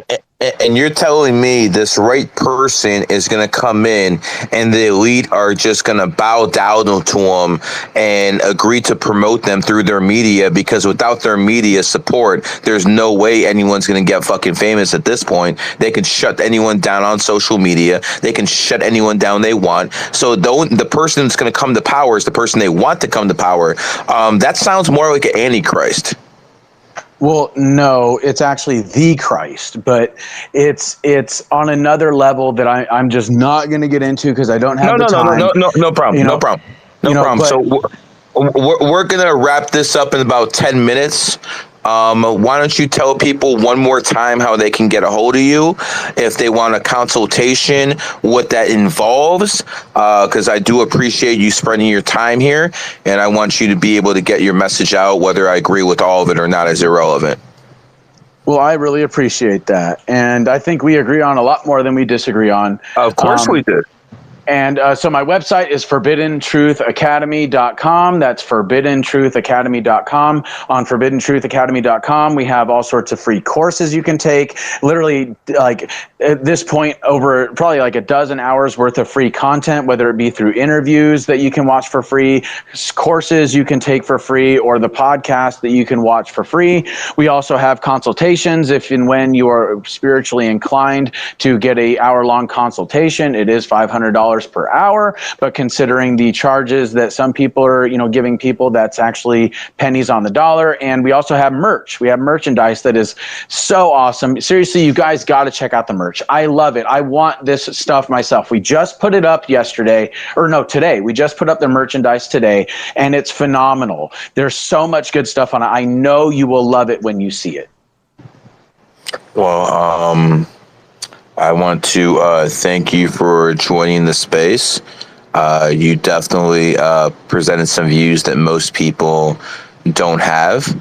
I think the way you said what you said was very eloquent. Send me a DM with your phone number. I'll give you a call, and we'll figure out how to incorporate you and what you do into a more of a capitalist system. And I look forward to helping you bring your message out. You got skills, kid. Well, thank you. It is my honor, and I really, really appreciate your time, and that goes for everybody in the audience, and as you as well, Wise Cat. You know, it's really a pleasure to be speaking with people that get the shit. You know what I mean? And people that will challenge me on my shit. You know what I mean? I'm not used to that, and I like that. You know, I just wish that we were having more of a personal conversation so I could divulge things that I wouldn't per se. No, we divulge in will. public. We will, because you're right after we're done. Just send me your number. I'm going to give you a phone call. That way we can do this more on a one-on-one level. I think enough people have heard what they need to say. Roger that. I just sent it to you. All right, bros. Wise Cat, how do people reach out to you? If they need a reading, how do they get it?